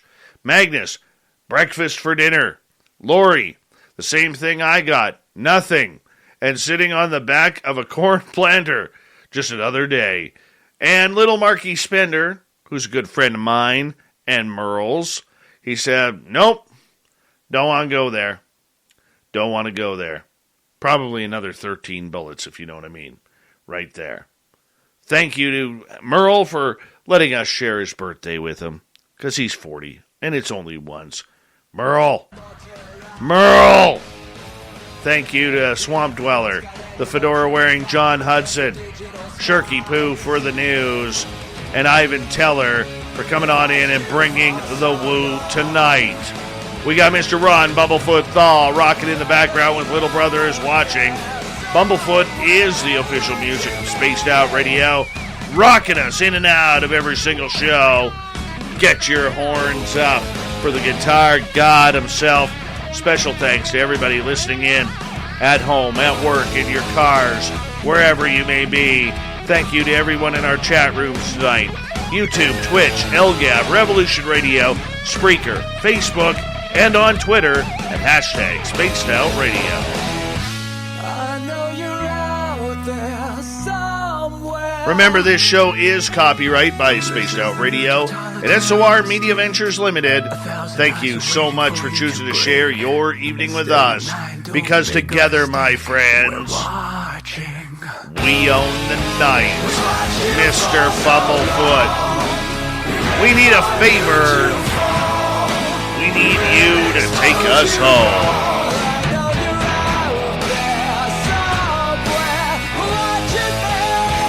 Yes, the Woo train has docked for the night. And soon, my friends, we shall ride again. Your seats are always available. Your tickets never expire. And if you want to bring a friend, we've got room for them too. Good night.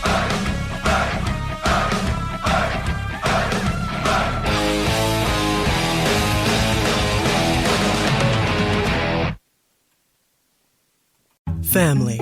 It looks a little different for everyone. For some, it's mom and dad. For others, roommates who feel like family. And for others, it's your significant other, their golfing buddies, your children, a high school soccer team starting lineup, and oh look, they're all taking you up on the offer to stay for dinner, really testing the limits of that phrase, the more the merrier. But no matter where you call home, Geico makes it easy to bundle and save on home and car insurance. Easier than making 3 frozen pizzas and assorted frozen veggies into a cohesive meal. Gorgeous gaming, stunning streams, unbelievable bandwidth. Welcome to another Lifestyles of Gagillionaires.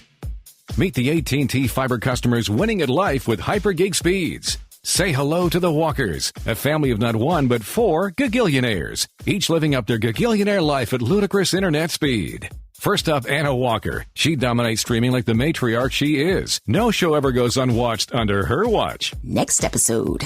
Next up, Peter Walker. There's no stopping this dad bod from showing up to his virtual workout sessions. Let's go leg day. And finally, the Walker twins. They may look alike but couldn't internet more differently. Harry dominates his fellow online gamers while Heather group video chats with friends. Ooh, nice background filter, Jess. Live like a Gagillionaire. Get internet that upgrades everything. AT&T Fiber, now with speeds up to 5 gigs. Limited availability in select areas. Speeds not guaranteed. Single device wired speed. Max 4.7 gig per second. Visit att.com/hypergig for details.